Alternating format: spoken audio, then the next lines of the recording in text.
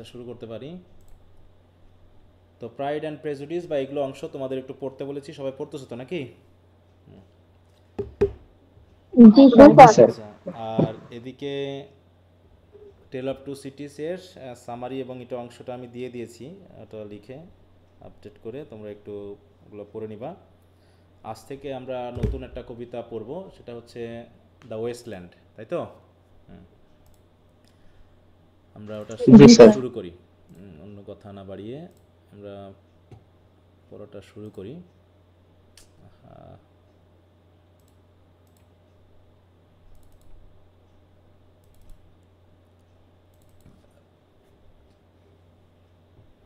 ওয়েস্টল্যান্ডে total 5টা কিন্তু part আছে, ঠিক আছে? 5টা পার্ট আছে, একটু ভালো করে পড়তে হবে।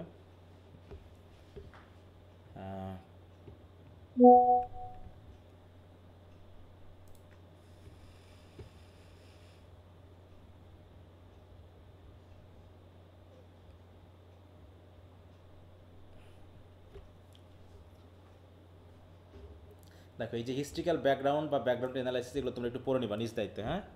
ঠিক আছে?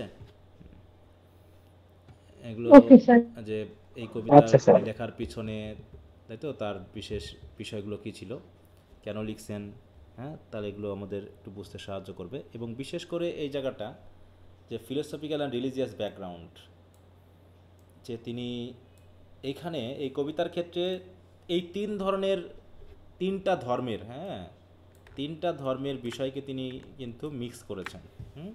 খ্রিস্টিয়ান, বুদ্ধিস্ট এবং হিন্দুইজমের মতবাদকে তিনি এই কবিতার মধ্যে কিন্তু ইনক্লুড করেছেন।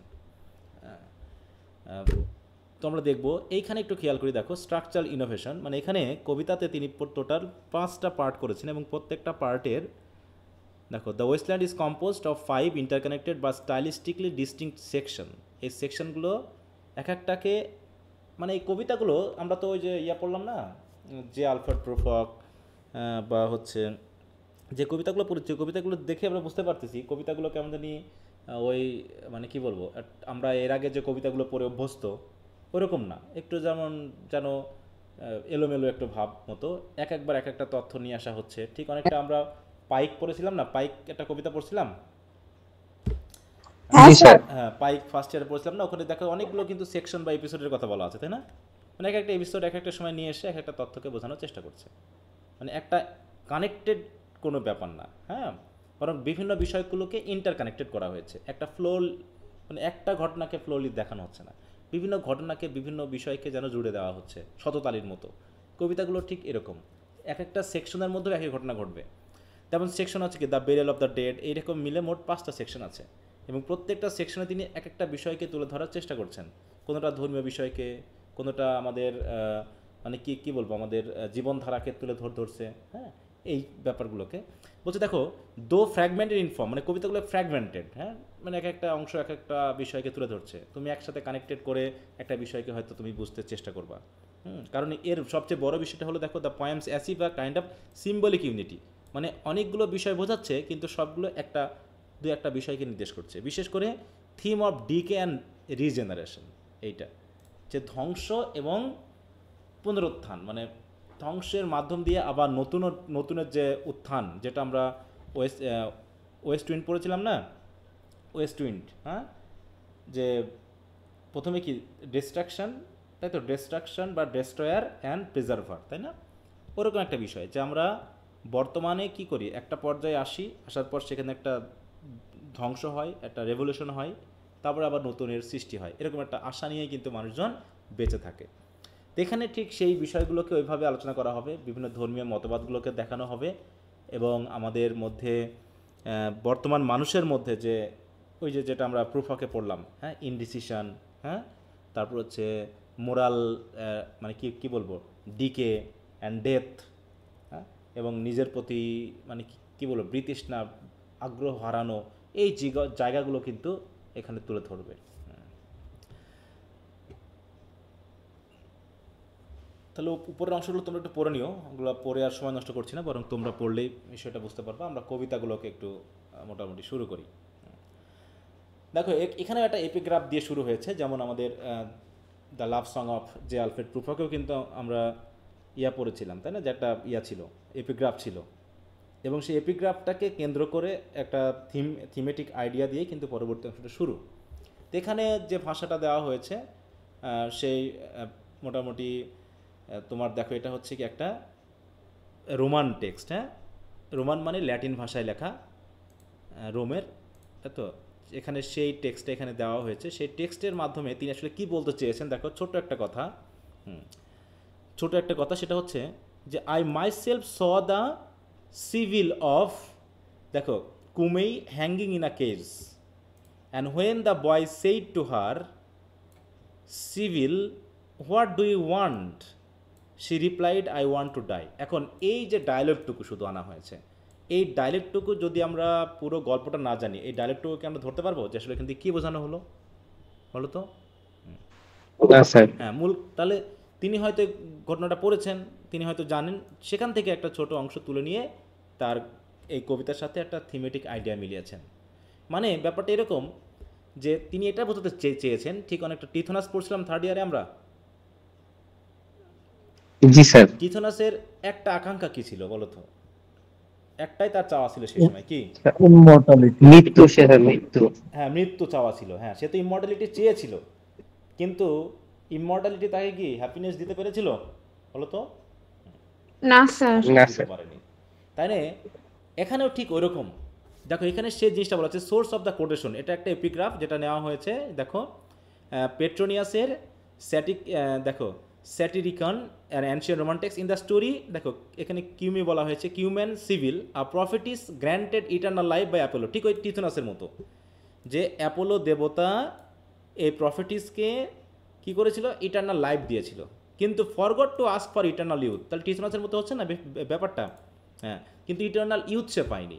এখন as a result she withers away with age but can not die. তাহলে সে হচ্ছে কি, দেখো সে শুকিয়ে যাচ্ছে, বুড়ি হয়ে যাচ্ছে, কিন্তু সে মরতে পারছে না, মরতে পারছে না। তার মানে the boys question is in Greek, civil what do you want, মানে এখন হয়তো বয়রা তাকে দেখছে, কিছু বালকেরা তাকে দেখে হয়তো জিজ্ঞেস যে এই মুহূর্তে তোমার চাওয়া কি, কী চাওয়া? তখন এই সময় সে কী চাবে বলো? যখন আর কোনো কুল নেই, যখন শান্তি নেই, তখন মানুষের কী চাওয়া থাকে বলো? মানুষ একজন কখন মরতে চায়? কখন মানুষ সুইসাইড করে বলো? মানুষ কখন সুইসাইড করে? যখন বাঁচার আগ্রহ থাকে না। হ্যাঁ, বাঁচার আর কোনো উপায় থাকে না বা পথ থাকে না, তখন তার তো এই কথাটাই না, যে আই ওয়ান্ট টু ডাই। অতএব সিম্বলিক মিনিংটা বলতে, তাহলে এই কবিতা তিনি কি বলতে চাইলেন? ঠিক এখন বলছে ওয়েস্টল্যান্ড। ওয়েস্টল্যান্ড মানে কি? যে ল্যান্ডে কোনো কি হয় না বলো তো, কোনো ফসল হয় না, তাই না? তো যেখানে ব্যারেননেস থাকে, ব্যারেননেস মানে কি? নিষ্ফলা জমি, না, যেখানে কোনো ফল হয় না। তো এখন এই ওয়েস্টল্যান্ড হচ্ছে আধুনিক সমাজকে বোঝাচ্ছে, যে সমাজের মানুষরা হচ্ছে কি, তাদের ভিতরে মোরাল যে ব্যারেননেস সেটা চলতেছে, এখানে হিউম্যানিটি নাই, ঠিক আছে? তো মানুষ সবাই তার নিজ নিজ ধান্দা নিয়ে ব্যস্ত। অতএব এখানে এক ধরনের ল্যান্ডটা ওয়েস্ট হয়ে গেছে। এখানে মানুষ হয়তো মানে কি বলবো, জিভের স্বাদ, শরীরের আরাম, চোখের সৌন্দর্য পাচ্ছে, কিন্তু মানসিক শান্তি হয়তো পাচ্ছে না। এরকম একটা ডিকেইং ওয়ার্ল্ডে মানুষের শেষ পর্যন্ত একটা আশা থাকে, সেটা হলো কি, ওই রকম মরতে চাওয়া। হ্যাঁ, যে তাই বলছে, দেখো the Sibyl's condition mirrors modern humanity spiritual state in the wasteland. People have lost vitality, meaning and purpose, yet continue to exist in a broken decaying world. তারা হয়তোবা কী করছে, মরতে পারছে না বলে টিকে আছে। তাই বলছে the wish for death reflect spiritual exertion and the inability to find renewal or escape from suffering. মানে যে কোনোভাবে হোক আমাকে সাফারিং থেকে মুক্তি পেতে হবে, অর্থাৎ মরতে চাওয়া। তাহলে সুইসাইড যেহেতু মহাপাপ, এই জন্য আমি মরতে চাচ্ছি, কিন্তু হয়তো সুইসাইড তো করতে পারছি না। তো এরকম আর কি বিষয়টা এখানে দেখানো হয়েছে। হ্যাঁ, অতএব এখানে বলছে the epigraph from Petronius sets the tone for Eliot's poem, a world filled with decay, despair and longing for release. Longing for release মানে কি? মুক্তির আশা করা। A fitting prelude to barren spiritual landscape of the wasteland. The Sibyl's agony, দেখো, prefigures the emotional and existential wasteland, হ্যাঁ, explore throughout the poem. অতএব এই পয়েমে একটা দেশের কথা বলা হবে, একটা ল্যান্ডের কথা বলা হবে, যেখানে দেখা যাবে যে মানুষের মধ্যে স্পিরিচুয়াল যে রিজেনারেশন সেটা নেই, স্পিরিচুয়ালি তারা ডেড, ঠিক আছে? তো মানুষ এখন আর মানে অতীত স্মৃতি ঘেটে মানে দুঃখ আনতে চাচ্ছে না, মানুষ সবাই এখন স্বার্থবাদী, ঠিক আছে তো, নিজের স্বার্থে জন্য মানুষ সব কিছুই করছে। এই অবস্থায় আসলে কেউ ভালো নেই। সবাইকে আমরা ভালো আশা করি না, সবাই বলো আমরা একজন আরেকজনকে ঠকিয়ে সবাই ভালো থাকার চেষ্টা করছি, কিন্তু যেখানে সবাই সবাইকে ঠকিয়ে ভালো থাকার চেষ্টা করছে সেখানে ভালো থাকবে কে বলো? এখানে ভালো থাকবে কে আলটিমেটলি? কেউই ভালো থাকতে পারে না। সবাই অসুখে থাকবে, হ্যাঁ, যে সবারই যে মধ্যে বেটা দেখা যাচ্ছে, অরাজকতা, আনসার্টেনটি তৈরি হবে। হ্যাঁ মানে কি, তুমি হয়তো দেখা যাচ্ছে তোমার জমিতে তুমি বিষ দিয়ে ফসল চাষ করতেছো, বিষ দিয়ে হয়তোবা তুমি আরেকজন হয়তোবা গরুকে তোমার ওই যে মোটা তাজাকরণ ওই বিষ খাইয়ে মোটা তাজাকরণ করতেছে, তাহলে দুইজনই ভাবতেছে আমার ফসল বেশি হবে এবং এই ফসল বিক্রি করে আমি অনেক টাকা পাবো, কিন্তু এর দ্বারা যে ক্ষতিকর জিনিসটা সেটা কিন্তু কেউ ভাবছে না। এখন যে গরু পালন করলো সেও ভাবলো না, যে বেগুন চাষ করলো, আলু চাষ করলো বা বীজ দিয়ে সে ফসল চাষ করলো সেও ভাবলো না, সে ভাবলো আমি জিতে যাচ্ছি, হ্যাঁ আমার ফসল অন্যের কাছে বিক্রি করবো, আমি জিতে যাব। এইভাবে সবাই কি করছে, নিজ নিজ ধান্দায় সবাই অন্যকে ঠকিয়ে যখন চলার চেষ্টা করছে, আসলে আলটিমেটলি আমরা সবাই সবার কাছেই ঠকে যাচ্ছি, কেউ কিন্তু জিততে পারছি না, ঠিক আছে, কেউ কিন্তু আমরা জিতছি না। তো এইরকম একটা দুনিয়ায়, হ্যাঁ, যেখানে আমরা এক্সিস্ট করতে চাচ্ছি কিন্তু করতে পারছি না, হ্যাঁ, সেই আমরা দেখো ইমমর্টালিটি চেয়ে শান্তিতে থাকতে চেয়েছিলাম, একটা নিশ্চয়তার মধ্যে থাকতে চেয়েছিলাম যে আমরা অন্তত মৃত্যু নিয়ে যে ভয়, সেই ভয়টা তো অন্তত থাকবে না, যেটা টিথনাসের ক্ষেত্রে ঘটেছিল, যেটা এই সিভিলের ক্ষেত্রে ঘটেছিল। কিন্তু আলটিমেটলি কি কি হলো, ইমমর্টালিটি উইদাউট ইমমর্টাল ইউথ, এটা কি ডেথের থেকেও আরও বেশি পেইনফুল না বলো? জি স্যার, অনেক সাফার করতে হয়েছে। হ্যাঁ, ঠিক একইভাবে এখানেও সেই বিষয়টা দেখানো হয়েছে যে আমরা যতই অর্থনৈতিকভাবে উন্নতি থাকি না কেন, অর্থনৈতিকভাবে জাঁকজমকতার সাথে থাকি না কেন, যদি ইন্টারনাল, তাই তো, তাহলে ইন্টারনাল যদি আমাদের হ্যাপিনেস না থাকে, তো এই বডিলি বা মৌখিক বা চোখের বা এক্সটার্নাল যে আমাদের সুখ বা দেখানোর যে সুখ, সাকসেস, এগুলো আমাদেরকে আলটিমেটলি শান্তিতে রাখবে না। তো এরকম ব্যাপারটা দেখানো হয়েছে। তো আমরা দেখো পার্ট 1 যেটা, সেটা বলতেছি the burial of the dead. আচ্ছা, এখানে নামগুলোর সাথে একটু বুঝতে হবে যে কি বলছে, the burial of the dead মানে কি, মৃত ব্যক্তিদের কি করা বলো? মৃত ব্যক্তিদের কবরস্থ করা, সমাধিস্থ করা নাকি? আচ্ছা, আমি একটু আসছি, 1 মিনিট সময় দাও আমাকে।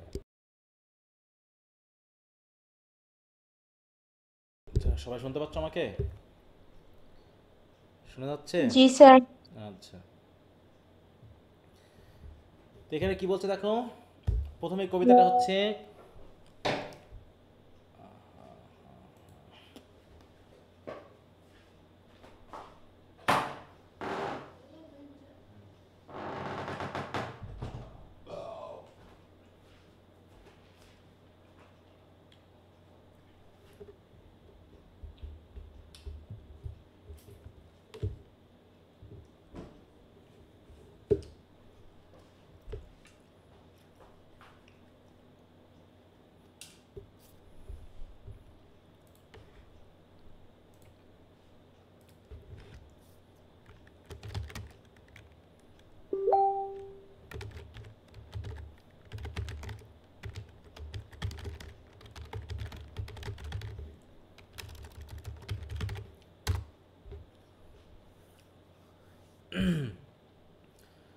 আচ্ছা, তো আশা করি সবাই শুনতে পাচ্ছ।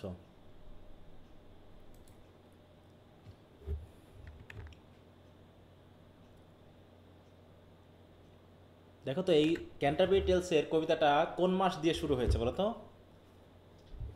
এপ্রিল। এপ্রিল। হ্যাঁ, স্যার, এপ্রিল বলতে কোন ঋতুকে বোঝায়? এপ্রিল কোন ঋতুকে নির্দেশ করে? স্যার বসন্ত না? হ্যাঁ, এপ্রিল, না গ্রীষ্ম? হ্যাঁ এপ্রিলে বসন্ত, তাই না? মার্চ এপ্রিল এগুলো বসন্ত ঋতুর মধ্যেই পড়ে নাকি? হুম। আচ্ছা, তো এপ্রিলটা কেমন আমাদের কাছে? এপ্রিলটা কি খুবই রুক্ষ না খুবই এনজয়েবল একটা ঋতু বলো? হুম, স্যার লোকে তো বলে এনজয়েবল, আমি তো কিছুই খুঁজে পাইনি। তাই? হায় হায় রে, তাহলে আমার কাছে আজ ইউজুয়ালি লাগে। আচ্ছা, বাকিদের কাছে কেমন লাগে? স্যার এপ্রিল মে মাসে তো এই সময়টা গরম বেশি থাকে। এপ্রিলে তো আমাদের এখানে গরম বেশি নাকি? হ্যাঁ, জি স্যার, কিন্তু তাদের এখানে জি হয়তো স্যার। অন্যরকম একটা সিজন হ্যাঁ, বা কিন্তু ইয়া তাদের কাজ কাছে করে, কেমন লাগে ওয়েদার। বলো, তাদের কাছে কেমন লাগে? স্যার তাদের কাছে আহ এইটা হলো রিনিউয়াল টাইপেরই, ওই যেমন যে এপ্রিল মে, আপনার আমরা পড়ছিলাম এপ্রিল এবং হ্যাঁ, মে, এই ঋতু দুটো তোদের কাছে ওই যে সামার, তাই না? ফুলগুলোই হয় বা নতুন গাছপালা নতুন ভাবে মানে বড় হয় বা প্রাণটা পায় ওভাবে, মানে ইয়া এরকম কিছু। তাহলে এখন সেই জায়গা অনুসারে আমরা দেখতে পাচ্ছি যে এটা একটা এনজয়েবল ঋতু, আমরা এনজয়েবল ঋতু বলতেই পারি, ঠিক আছে? তো এনজয়েবল ঋতু, সেটা অবশ্যই আমাদের কাছে খুবই, মানে কি বলবো, না গরম না শীত, ঠিক আছে? তো এরকম একটা ঋতু হওয়ার কারণে নাতিশীতোষ্ণ একটা পরিবেশ আমরা পাই, যে পরিবেশে আমরা মোটামুটি এনজয় করতে পারি।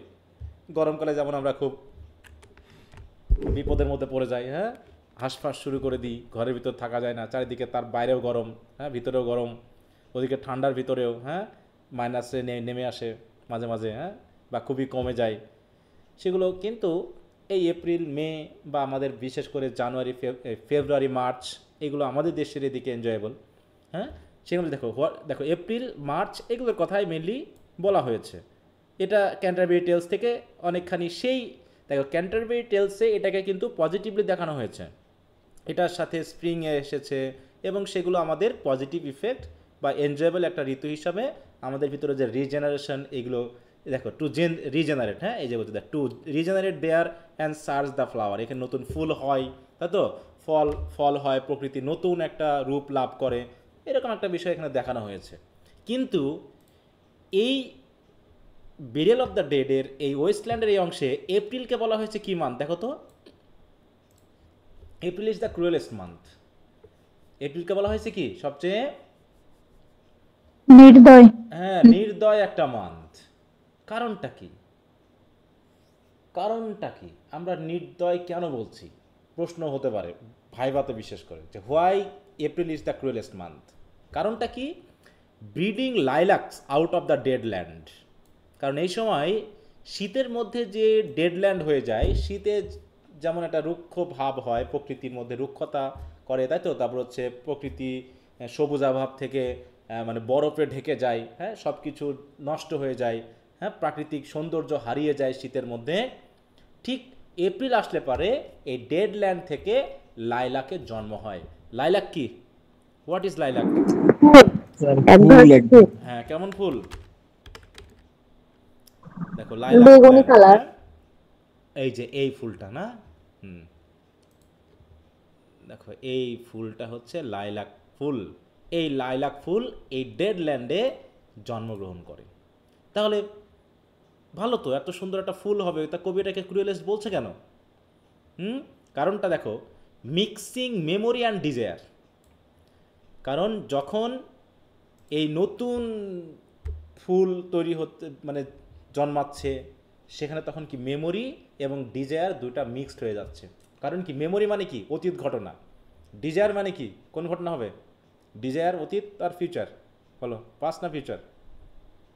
Desire, future. স্যার প্লিজ না। ফিউচার। হ্যাঁ আকাঙ্ক্ষা। হ্যাঁ, ডিজায়ার হচ্ছে ফিউচার আর মেমোরি হচ্ছে পাস্ট। এই দুটাকে ফার্স্ট। মিক্স করে ফেলে। তার মানে যদি আমি না জন্মাতাম, তাই না, যদি না জন্মাতাম তাহলে কি আমার অতীত যে ঘটনাগুলো, খারাপ যে ঘটনাগুলো ছিল, সেগুলো কি মাথায় আসতো বলো?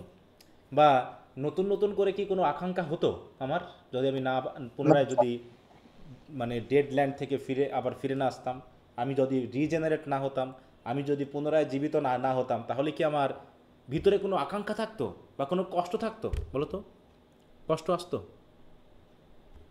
হ্যাঁ, আমি তো সব না কিছু স্যার, ভুলে থাকতাম। আমরা হ্যাঁ, আমি সব তো ভুলেই থাকতাম। জন্মানোর পরে থেকেই তো মানুষের মানে স্ট্রাগলটা আস্তে আস্তে শুরু হয়, সেইটাই। তাই বলছে কি, যেখানে যে জীবন মানেই টেনশন, জীবন মানেই অতীতের যত খারাপ চিন্তা ভাবনা, ব্যথা বেদনা, এইগুলো।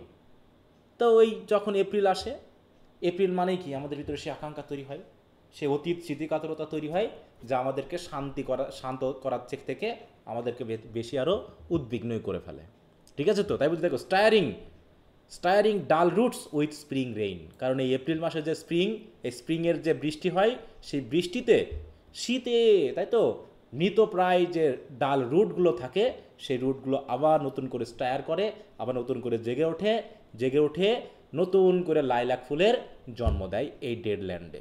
আর নতুন করে আবার জন্মলাভ করা মানেই আবার সেই অতীতকে মনে করা, আবার ভবিষ্যতের নিজের সফলতার কথা ভেবে নিজেকে আবার আকাঙ্ক্ষায় ব্যস্ত করে রাখা। তাহলে কোথায় শান্তি এপ্রিলে? এপ্রিলে কি আসলে শান্তি আছে, নাকি সে আমাদেরকে সবসময় ব্যথার মধ্যেই ফেলে এপ্রিল আসলে? বলো। মানে এপ্রিল বলতেই রিজেনারেশন, এপ্রিল বলতেই আমাদের ভিতরে, তাই তো, যে এক ধরনের উদ্বিগ্নতা তৈরি করা, এক ধরনের স্মৃতিকাতরতা তৈরি করা, যেগুলো আমাদেরকে শান্তির থেকে কী করে, আমাদেরকে সবসময় পেইন, তাই তো, বা অশান্তি বেশি দান করে। তাহলে এপ্রিল কেমন করে ভালো ঋতু হয় কবির মতে? ঠিক আছে, কি কথা বুঝতে পেরেছ? হ্যাঁ স্যার। হ্যাঁ, জি স্যার। তাহলে এই জায়গাটুকুকে কিন্তু খুব ভালো করে পড়তে হবে। মানে কবিতার থিমেটিক ধারণাটা এই কয়টা লাইনের ভিতরেই আছে। দেখো,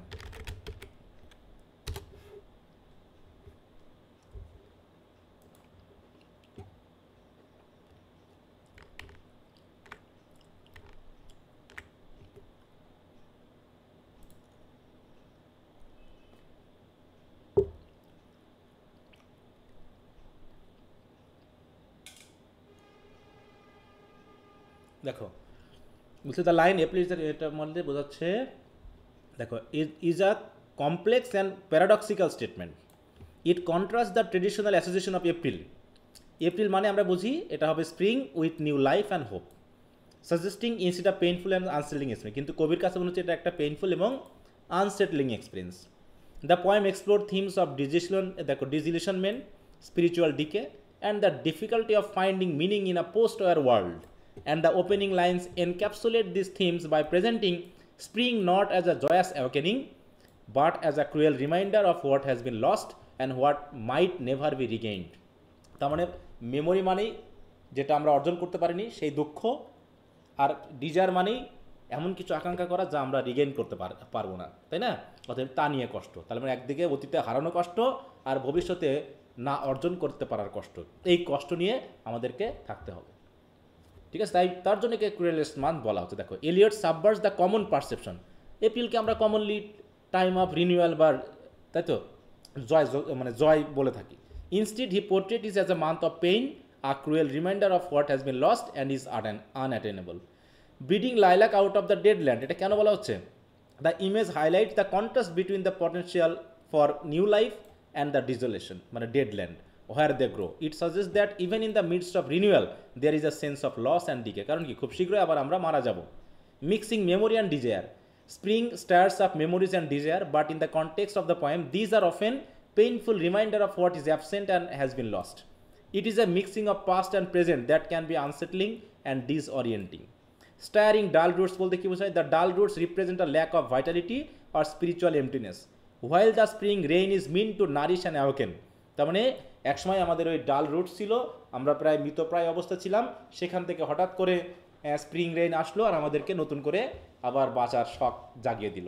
ইট only serves to tire up this dormant feeling. তার মানে কি, আমাদের ভিতরে এক ধরনের ফিলিং ছিল, সেটা ডরমেন্ট ছিল, মৃতপ্রায় ছিল, সেটাকে আমরা নতুন করে জাগিয়ে তুললো। Highlighting the emptiness and lack of genuine connection in the speaker's world.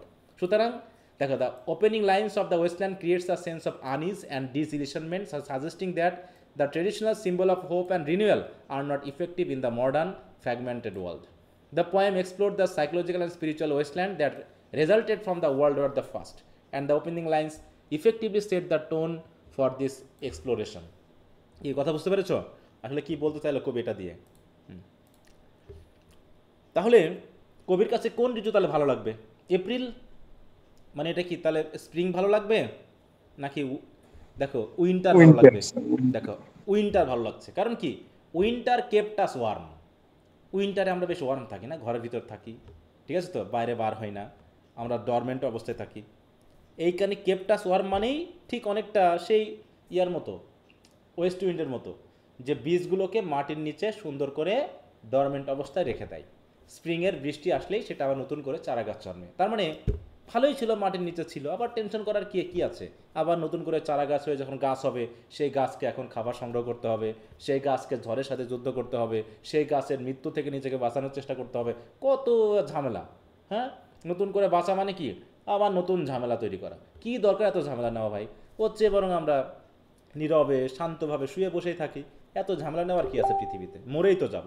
হ্যাঁ, এরকম একটা বিষয়। তাই বলছে winter kept us warm covering earth in forgetful snow. যে পৃথিবীকে, মানে পুরো পৃথিবীকে কি করে রাখে? স্নো দিয়ে কাভার করে রাখে, শীত। অতএব চারিপাশে কোনো উত্তেজনা নেই, চারিপাশে নীরবতা, শান্ত। হ্যাঁ, সবাই যার যার মতো ডরমেন্ট অবস্থায় বরফের নিচে চুপচাপ শুয়ে আছে, সবাই ফরগেটফুল। আর পৃথিবীতে কি ছিল না ছিল, অতীতে কি ছিল না ছিল, অত কিন্তু ভাবনার টাইম নাই। মাটির নিচে পুঁতে আছি, থাকবো, মরে গেছি, থাকবো, কি দরকার নতুন করে? তাই বলছে feeding a little life with dried tubers. হ্যাঁ, অতএব স্নোর নিচে পড়ে পড়ে আমরা যতটুকু ওই ড্রাইড টিউবার্স পাচ্ছি, মানে ড্রাইড যে অংশটুকু আছে ওটুকুই খেয়ে কোনো রকমভাবে জীবনটাকে বাঁচিয়ে রাখছি স্নোর ভিতরে। জীবনে কোনো আকাঙ্ক্ষা নেই, অতীতে হারানোর বেদনা নেই, ভবিষ্যতে কি আকাঙ্ক্ষা করব সেগুলোর পাবো না বলে সেগুলো নিয়ে কোনো টেনশন নেই। অতএব যতটুকু জীবন আছে কোনো রকমভাবে ধুকে ধুকে চলতেছে, এটুকুই যথেষ্ট। এত টেনশন নেওয়ার তো কিছু নাই। তার মানে কি উইন্টারকে তিনি বললেন কি? বলো, উইন্টারকে তিনি মোটামুটি আমাদের জন্য বেস্ট ঋতু বললেন নাকি? কারণ এই ঋতুতে আমরা কোনো আকাঙ্ক্ষা নেই না, চুপচাপ ঘরের ভিতর লেপের তলে বসে কি করি? আনন্দ মজা করি নাকি? তাই বলছি দেখো এই জায়গায়, অতএব stark contrast between the deceptive comfort of winter and the harsh reality of survival. It suggests that while winter snow may offer a temporary numbing peace, দেখো numbing peace, হ্যাঁ, কোনো কিছুতে আমাদের কোনো টেনশন নাই, it also conceals the land and limits life to meager resource like dried tubers. This opening to the poem establish a tone of decision. ওই একই কথা, ঠিক আছে তো? তারপরে এখানে ওভারঅল মেসেজটা কি বলছে দেখো, যে evoke a sense of barrenness and the struggle for survival in a post-war world. Setting the stage for poem's exploration of disillusionment. একই কথা, spiritual decay.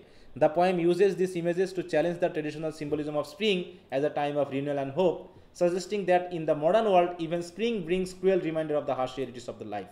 তাই তো? অতএব স্প্রিং মানেই সেই অবস্থানটাকে বুঝি যে অবস্থানে আমরা কি করতে চাই? সাকসেসের আকাঙ্ক্ষা করি, নিজের ভাইটালিটিকে ব্যবহার করে বড় হতে চাই, তখনই আমাদের ভিতরে যত কষ্ট তৈরি হয়।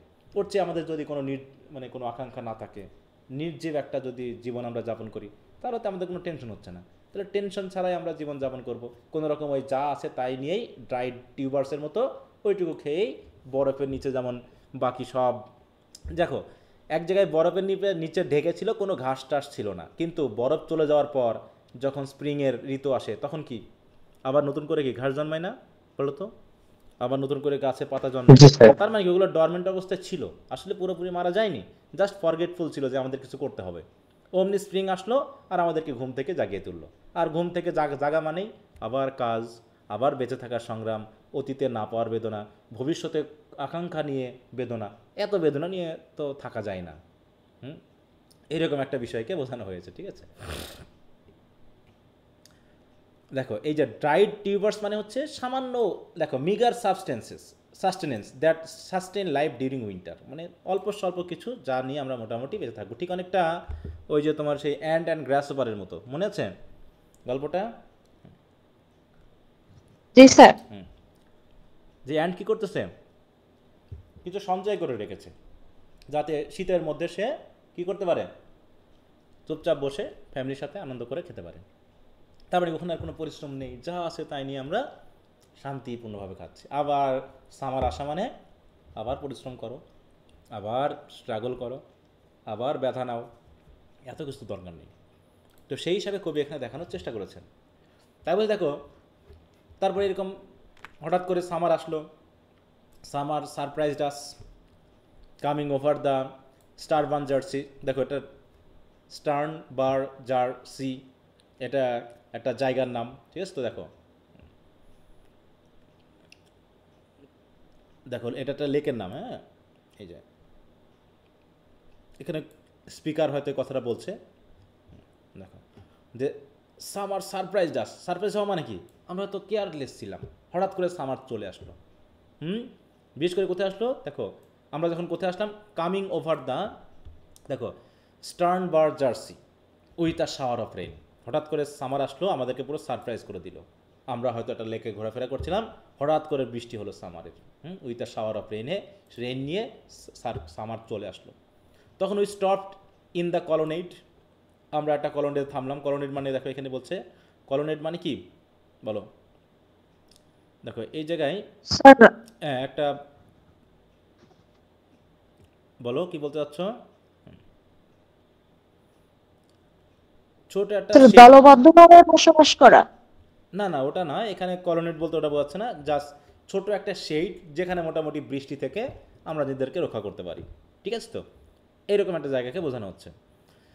তো বলছে দেখো, we stopped in the colonnade and went on in sunlight into Hof garden and drank coffee and talked for an hour.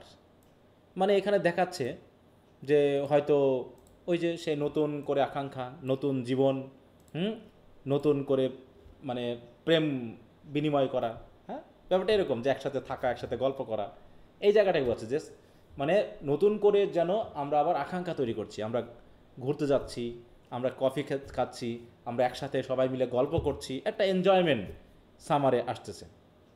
তাই বলছে দেখো, summer surprised us coming over the Starnberg jersey with a shower of rain. We stopped in the colonnade and went on in sunlight হলে আমরা আবার বাইরে গেলাম কোথায়? Into the Hof garden আর একটা জায়গার নাম দেখো এখানে, মানে ওই দেখো হফ গার্ডেন হচ্ছে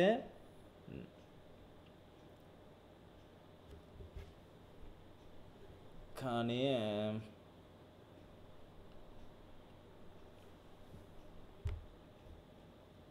আচ্ছা এখানে দেখাইনি, এখানে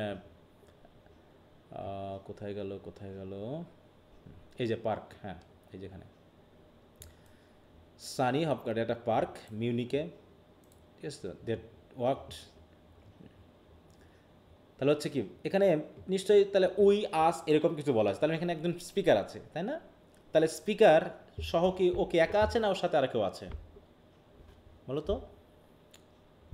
ওর সাথে কি আরো কেউ আছে নাকি? জি স্যার আছে। স্যার জি স্যার। এবং এখানে লাইন ইউজ করা হয়েছে দেখো, বিনজার, এটা হচ্ছে একটা জার্মানিক শব্দ। এইগুলো দেখো, এটার মানে হলো কি দেখো, বলছে I am not Russian at all, I came from Lithuania, I am genuinely German, এইটার মিনিং, ঠিক আছে? এখানে যেটা ব্যবহার করা হয়েছে মানে সে ইন্ট্রোডিউস করছে মানে নিজেকে, হ্যাঁ, যে আমি কে। তাই বলছে and when we were children, we বলতে এই যে কয়জন আমরা একসাথে আছি, হয়তো দুইজন আমরা একসাথে আছি, হচ্ছে when we were children staying at archduke's. দেখো এখন কি হচ্ছে, দেখো প্রথমে কি ছিল এখানে, কি বলছিল? এপ্রিল মানে কি? মেমোরি না? এপ্রিল মানে কি? মেমোরি, মানে অতীতে কী ছিলাম সেটাকে আবার মনে করিয়ে দিচ্ছে। তাহলে আমরা যখন একসাথে ঘুরছিলাম, একসাথে গল্প করছিলাম, তখন কি মনে পড়লো আমাদের? সে অতীতে আমরা কেমন ছিলাম সেটার কথা না? বলছে when we were children staying at the archduke's একটা হয়তো হোস্টেলের নাম বা একটা বোর্ডিং স্কুলের নাম, এখানে সেটা দেখানো হচ্ছে দেখো, আর্কডিউকস প্যালেস। হ্যাঁ, বলছে when we were children staying at archduke's palace, my cousin the archduke, এই যে আর্কডিউক এ হচ্ছে কি মাই কাজিনস, মানে মাই কাজিনসের বাসা। He took me out on a sled. দেখো এখন কথা হলো, এই যে স্পিকার সে কি ছেলে না মেয়ে আমরা এখনো বুঝি নাই, কিন্তু যার কথা বলা হলো মাই কাজিন, এটা ছেলে না মেয়ে বলতো? মাই কাজিন ছেলে। He took me out on a sled কি দেখো, স্লেড বলতে কি কি বোঝায়? অনেক সময় ওই যে স্লেডিং খেলা করি না, ওই যে তোমার বরফের ভিতরে, হ্যাঁ, স্লাইডিং করা। তারপর দেখো my cousin archduke took me sledding, আর তখন আমি কি বলতেছি যে বাট আই ওয়াজ, দেখো অ্যান্ড আই ওয়াজ ফ্রাইটেন্ড, আমি খুব ভয় পেয়েছিলাম স্লেডিং করতে গিয়ে। He said Marie Marie hold on tight, সে আমাকে বলেছিল ভয় পাওয়ার কোনো কারণ নেই, তুমি বরং শক্ত করে ধরে থাকো। ম্যারি ম্যারি তাহলে কি, যে স্পিকার সে ছেলে না মেয়ে? মেয়ে, তাই তো? হ্যাঁ, হোল্ড অন টাইট, শক্ত করে ধরে থাকো। আর এভাবেই আমরা স্লাইডিং করতে করতে নিচে চলে গেলাম। অ্যান্ড ডাউন ইউ ওয়েন্ট মানে তাহলে কি আমরা পাহাড়ের উপরে ছিলাম না নিচে ছিলাম এতক্ষণ? এর আগে যখন ঘুরছিলাম আমরা পাহাড়ের উপরে, হ্যাঁ আমরা উপরে ছিলাম, তাই তো? তারপরে আমরা তাহলে কার সাথে ঘুরছিলাম? তাহলে মেরি কার সাথে ঘুরছিল? তার কাজিন তার কাজে আগুনের সাথে তার কাজিন কাজিন আর্ক ডিউকের সাথে, তাই না? তার মানে কি এখানে একসাথে ঘোরাঘুরি করা বলতে কি বোঝানো হচ্ছে? সে অতীতে মনে করা হচ্ছে। সে অনেকটা আমরা ওই যে থার্ড ইয়ারে একটা কবিতা পড়েছিলাম না, লক্সলি হল, লক্সলি হল জি পড়ছিলাম। স্যার হ্যাঁ স্যার এমির কথা মনে পড়ে নাকি? এমিকে গালিগালা কত কিছু জি দিল। স্যার হুম, ওইরকম মানে কি বেঁচে থাকা মানেই সে অতীতের স্মৃতি কাতর হওয়া, স্মৃতির কথা মনে পড়া, সেই কাজিনের সাথে কেমনভাবে সময় কাটাইছিলাম সেটা তার মনে পড়ছে। হ্যাঁ, তাই বলছে যে he said Marie Marie hold on tight and down we went, এইভাবে একসাথে তাকে আমি ধরেছিলাম, আমরা পাহাড় দিয়ে স্লাইডিং করতে নিচে নামলাম। In the mountains there you feel free. তাহলে স্পিকার আমাদেরকে বলছে যদি তোমরা মাউন্টেনে যাও, আপনারা যদি মাউন্টেনে যান না, মাউন্টেন মানেই একটা ফ্রিডমের জায়গা, চারিদিকে ফ্রিডম, হ্যাঁ, সেখানে ফ্রি অনুভব করবে। And I read much of the night and go south in the winter. দেখো, তাই বলছে কি যে সাউথে আমি কোথায় যাই বলো, তাহলে সরি, সাউথে যাই আমি কখন? উইন্টারে। আর অধিকাংশ ক্ষেত্রে much of the night I read, কারণ ঠিকই বলো I read much of the night and go south in the winter. এটা কিন্তু এখনকার কথা, আর এটা হলো কখনকার কথা? অতীতের কথা। তার মানে আর্ক ডিউকের সাথে তার নিশ্চয়ই একটা কোনো রিলেশনশিপ ছিল, তাই না? সেটা সে মনে করলে কষ্ট পায়। তাই অধিকাংশ দেখো গভীর রাত পর্যন্ত সে পড়ে এই স্মৃতি ভুলে থাকার জন্য। আবার সে উইন্টারে চলে যায় কোথায়? সাউথ। সাউথ মানে কোন দিক বলো? সাউথ মানে কি? দক্ষিণ, তাই না? তাহলে ইউরোপে যখন উইন্টার, তখন সাউথে কেমন বলো তো? সামার। হ্যাঁ, দেখো অস্ট্রেলিয়াতে শীতকাল, যখন জানুয়ারিতে যখন ইউরোপ কান্ট্রিতে বরফ পড়ে, তখন অস্ট্রেলিয়াতে কি হয় জানো? হুম সামার হয়। মানে গরমে আগুন ধরে যায় সব।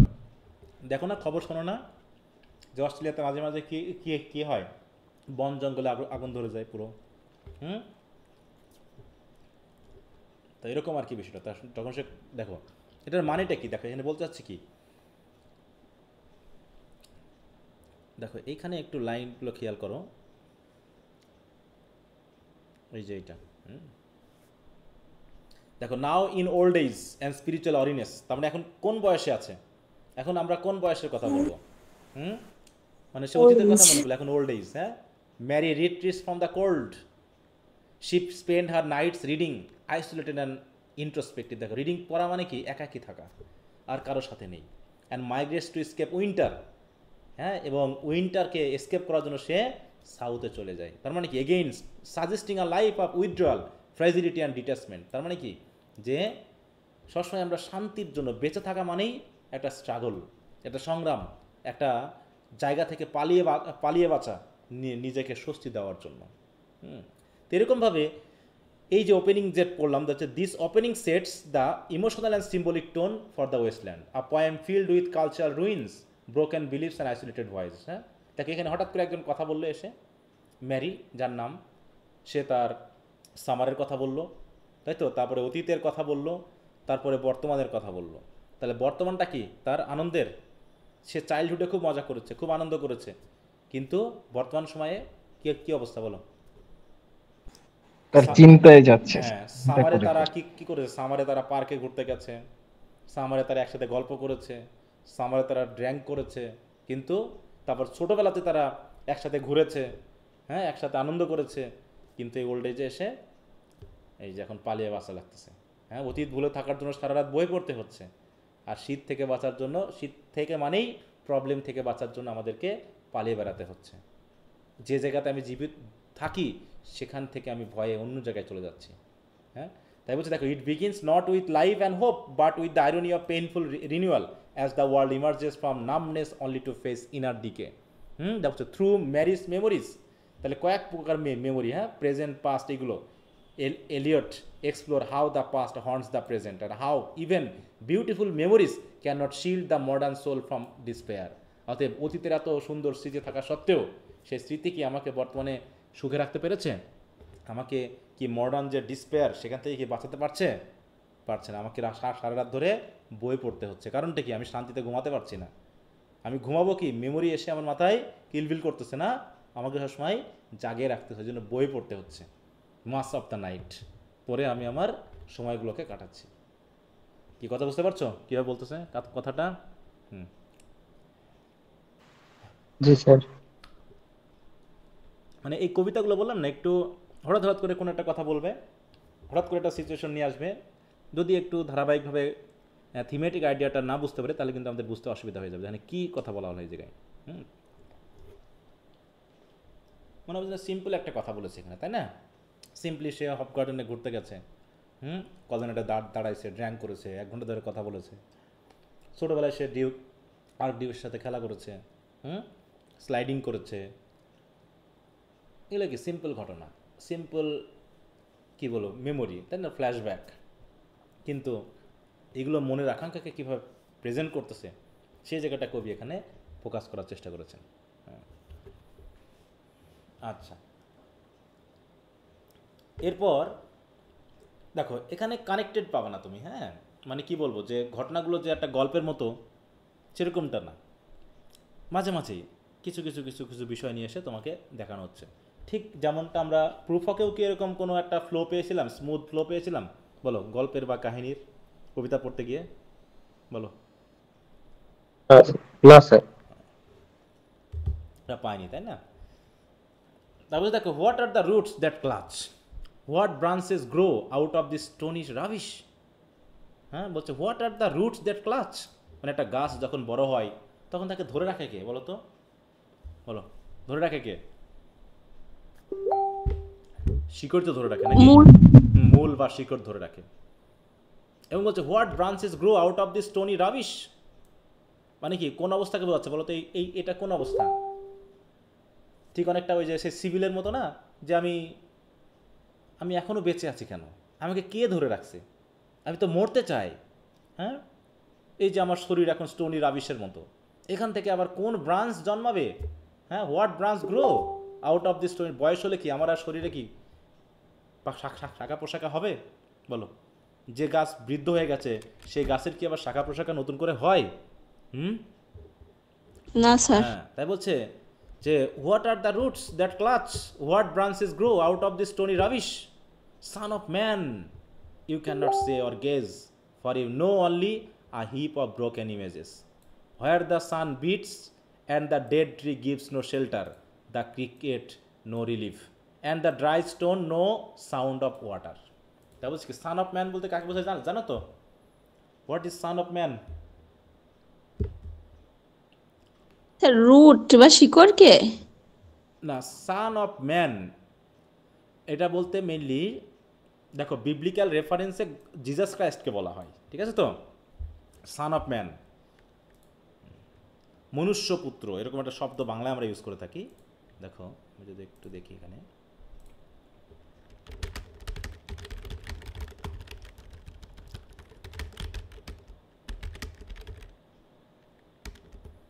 দেখো এই জায়গায় হোয়াই জিজাস ইজ কল্ড, দেখো সান অফ ম্যান, হ্যাঁ, দ্য ক্রিস্ট ইন, তাহলে এটা কোন থিওলজির কথা আসে? তোমাকে যদি এক্সাম্পল দিতে বলে যে বিভিন্ন ধর্মের, তখন কি করতে হবে? এটাকে দেখাতে হবে। দেখো in Christian theology Jesus is called the San of man to emphasize both his divine and human nature, যে তিনি আসলে ছিলেন ডিভাইন মাসিহা but he took the human body, এরকম আর কি বিষয়টা। হ্যাঁ, এই জন্য তাকে সান অফ ম্যান বলা হয়।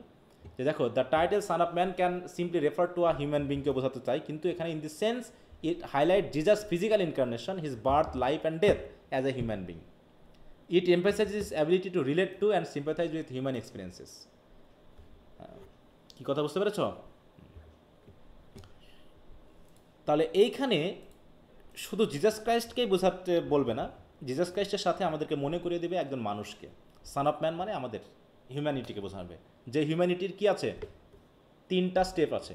প্রথমে কি বলো? বার্থ, তারপরে কি বলো? এখানে আমরা দেখলাম না কি কি আছে? দেখো বার্থ, লাইফ অ্যান্ড ডেথ। হ্যাঁ, এই বার্থ, লাইফ অ্যান্ড ডেথ এটাকে বোঝাতেই মানে একজন হিউম্যানকে বোঝাতে ব্যবহার করো। তারপরে son of man, you can't say, তুমি তো বলতে পারবে না যে তোমাকে কিসে টেনে রাখছে, কিসে ধরে রাখছে, হ্যাঁ, বা আদৌ এখান থেকে কোনো উন্নয়ন ঘটবে কিনা। You can not say or guess, বলতেও পারবে না, অনুমানও করতে পারবে না। কারণ কি? For you know only a heap of broken images. এই পৃথিবী সম্পর্কে আমাদের জ্ঞান কি কমপ্লিট? বলো তো, এই পৃথিবী সম্পর্কে আমাদের জ্ঞান হ্যাঁ স্যার, অসম্পূর্ণ স্যার। নাকি ব্রোকেন ইমেজের মতো? কিছু ব্রোকেন ইমেজ যা আমরা বই থেকে পড়ছি, যা আমরা কারো কাছ থেকে শুনছি, কিন্তু আমরা ফার্স্ট হ্যান্ড নলেজ দিয়ে আমরা পৃথিবীর সম্পর্কে কিচ্ছু বলতে পারবো না, বা আমরা কোনো কিছু গেজও করতে পারবো না।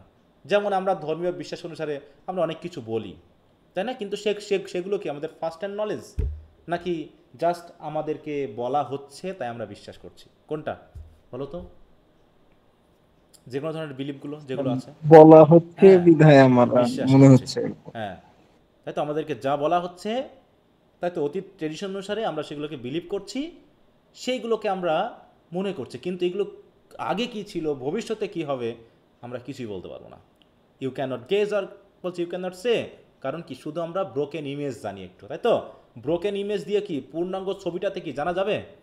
মনে করে একটা ছবির ছিঁড়ে ফেলেছে একটা ছবি, সেই ছিঁড়ে ফেলার কিছু কিছু পেপার তোমাকে দিল, কিন্তু পূর্ণাঙ্গ পেপারগুলো তোমাকে দেয়নি, ছেঁড়া টুকরাগুলো দেয়নি, তাহলে তুমি কি বুঝতে পারবে এটা কার ছবি? বলো, বোঝা যাবে? না স্যার। বোঝা যাবে না। ঠিক না, এরকম পৃথিবী সম্পর্কে আমাদের স্মৃতিটা হচ্ছে জাস্ট ব্রোকেন ইমেজের মতো, যেখানে দেখি যে সূর্য উঠছে, হ্যাঁ, দেখো হোয়ার দ্য সান বিটস, মানে কি? সূর্য তীক্ষ্ণ আলো দেয়, আমরা কষ্ট পাই। And the dead tree gives no shelter, যেখানে যখন আমরা সূর্যের আলো থেকে, হ্যাঁ, তীক্ষ্ণ আলো থেকে যখন আমরা তাড়া খেয়ে গাছের নিচে গিয়ে দাঁড়াতে চাই, দেখি গাছের ডাল নাই, পাতা নাই, আমাদেরকে রিলিফ দিতে পারছে না। তার মানে কি? পৃথিবীতে আমরা পৃথিবীর জ্বালাতনে দৌড়ে বেড়াই, কিন্তু কেউ আমাদেরকে শেল্টার দিতে পারছে না। ডেড ট্রি মানে কি? ডেড ট্রি মানে আমরা যেখানে নিজেদের স্বস্তি পেতে চাই সেই জায়গাটাকে বোঝাচ্ছে।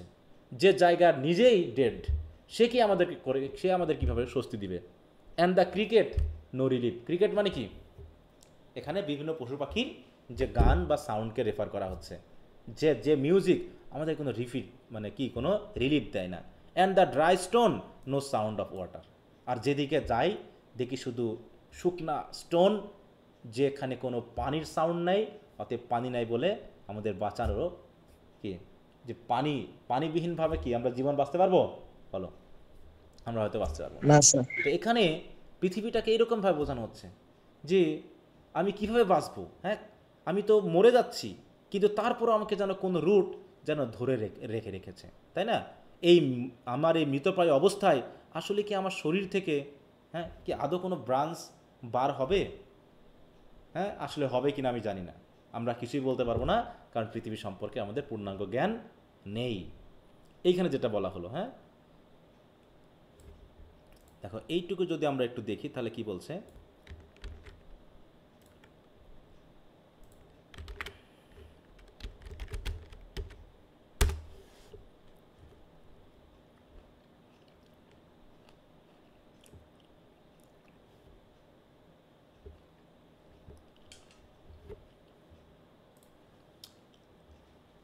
দেখো খেয়াল করে এই জায়গায় বলছে, the heap of broken images represent fragmented knowledge on experiences offering no coherent understanding or solace. মানে আমরা পৃথিবী সম্পর্কে কোনো এত একটা স্মুথ নলেজ, একটা কানেক্টেড নলেজ আমরা কখনোই পাই না, যা থেকে আমরা কোনো আন্ডারস্ট্যান্ডিং বা কোনো শান্তি বা স্বস্তিও পাই না।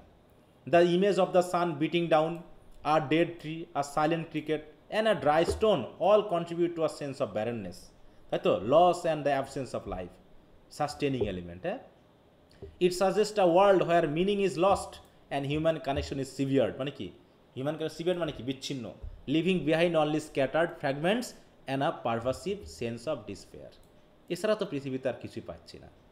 দেখো, this address often used in religious context to refer to humanity emphasize the universal human condition of limited understanding.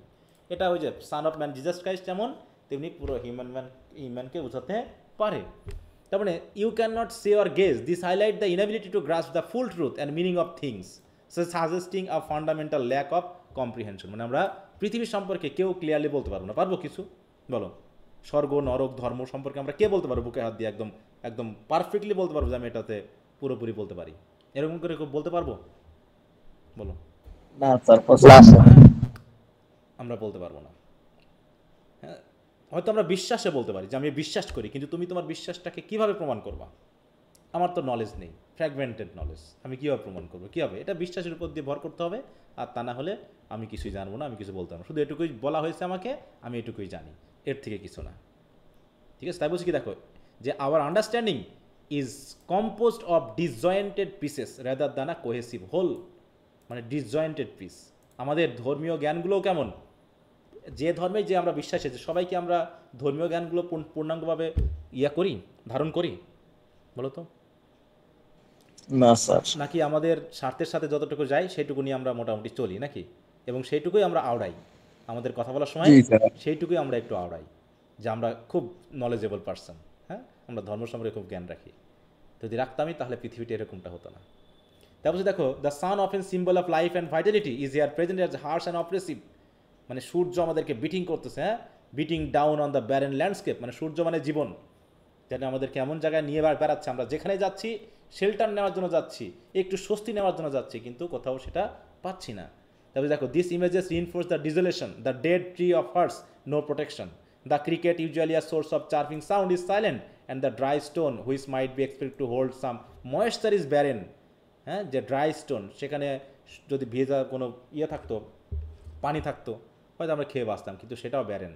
This detail paint a picture of a world devoid of comfort, sustenance and life affirming qualities. সুতরাং the wasteland, the fragmentation of culture, the loss of meaning, and the spiritual aridity of the modern age, they convey a sense of profound disorientation and the difficulty of finding solace or understanding in a world stripped of its traditional moorings. দেখো, আমরা যে দুইটা কবির কবিতা পড়লাম, দেখো তো, আমরা W B ইয়েটসেরও পড়েছি, কয়টা পড়েছি? ডাব্লিউ বি ইয়েটসের 4টা স্যার। 4টা। তো সেখানেও একই সেন্স না, বলো তো? আগে আগে একই সেন্স না, সব একই রকম তো জি স্যার। বলো, একই রকম, যে মডার্ন ওয়ার্ল্ডটাকেই আমরা আইডিয়াল হিসাবে নিতে পারছি না।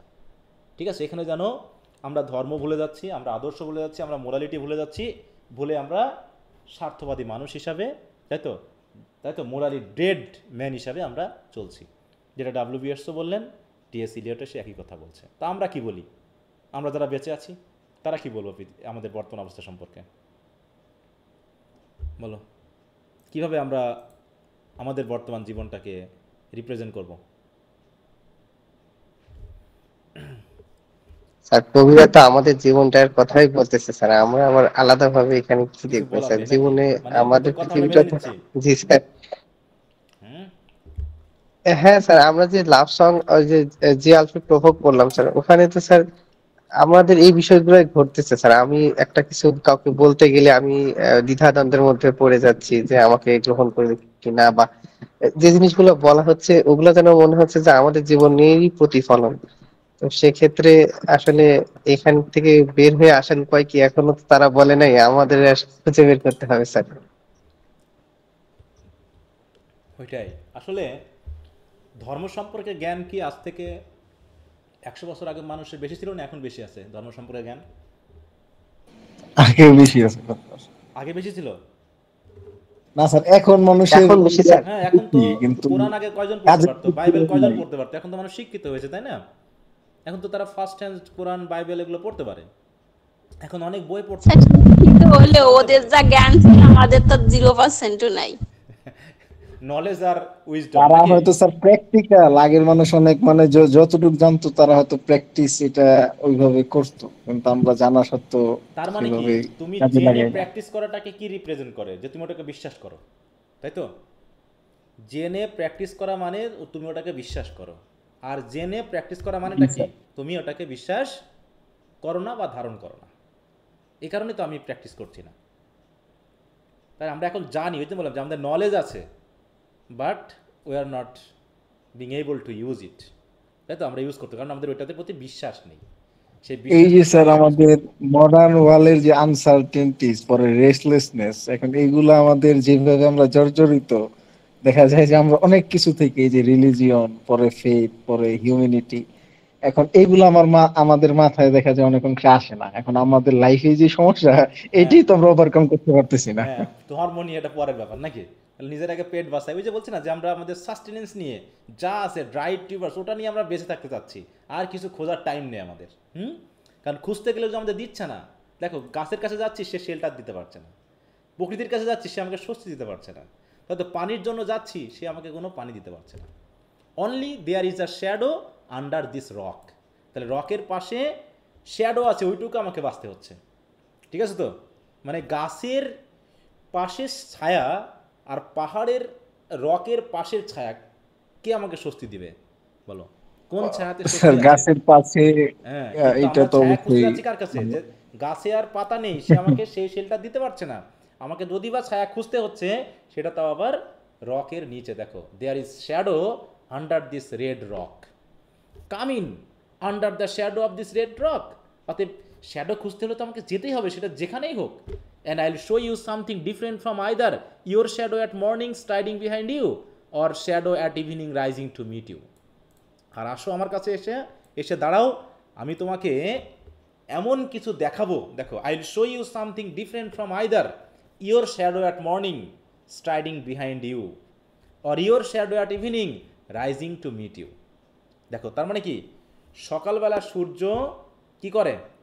আমাদের যে ছায়া ফেলে, সেই ছায়াটা কোন দিকে যায় বলো? সকালবেলায় আমরা যদি যেদিকে সূর্য ওঠে সেদিকে যদি আমরা তাকিয়ে থাকি, তাহলে মনে করো পূর্ব দিকে আমরা তাকিয়ে আছি, পূর্ব দিক থেকে সূর্য উঠছে, তাহলে আমাদের ছায়াটা কোন দিকে পড়বে? পশ্চিম না, পিছনে। পিছনে না? দেখো, হ্যাঁ। Your shadow at morning striding behind you, মানে তোমার শ্যাডো সকালবেলায় পিছনে থাকে। আর your shadow at evening rising to meet you. আর ইভিনিংয়ে শ্যাডো কোন দিকে থাকে? সামনে থাকে। মানে সামনের দিকে। এটা বলতে কি বোঝানো হচ্ছে?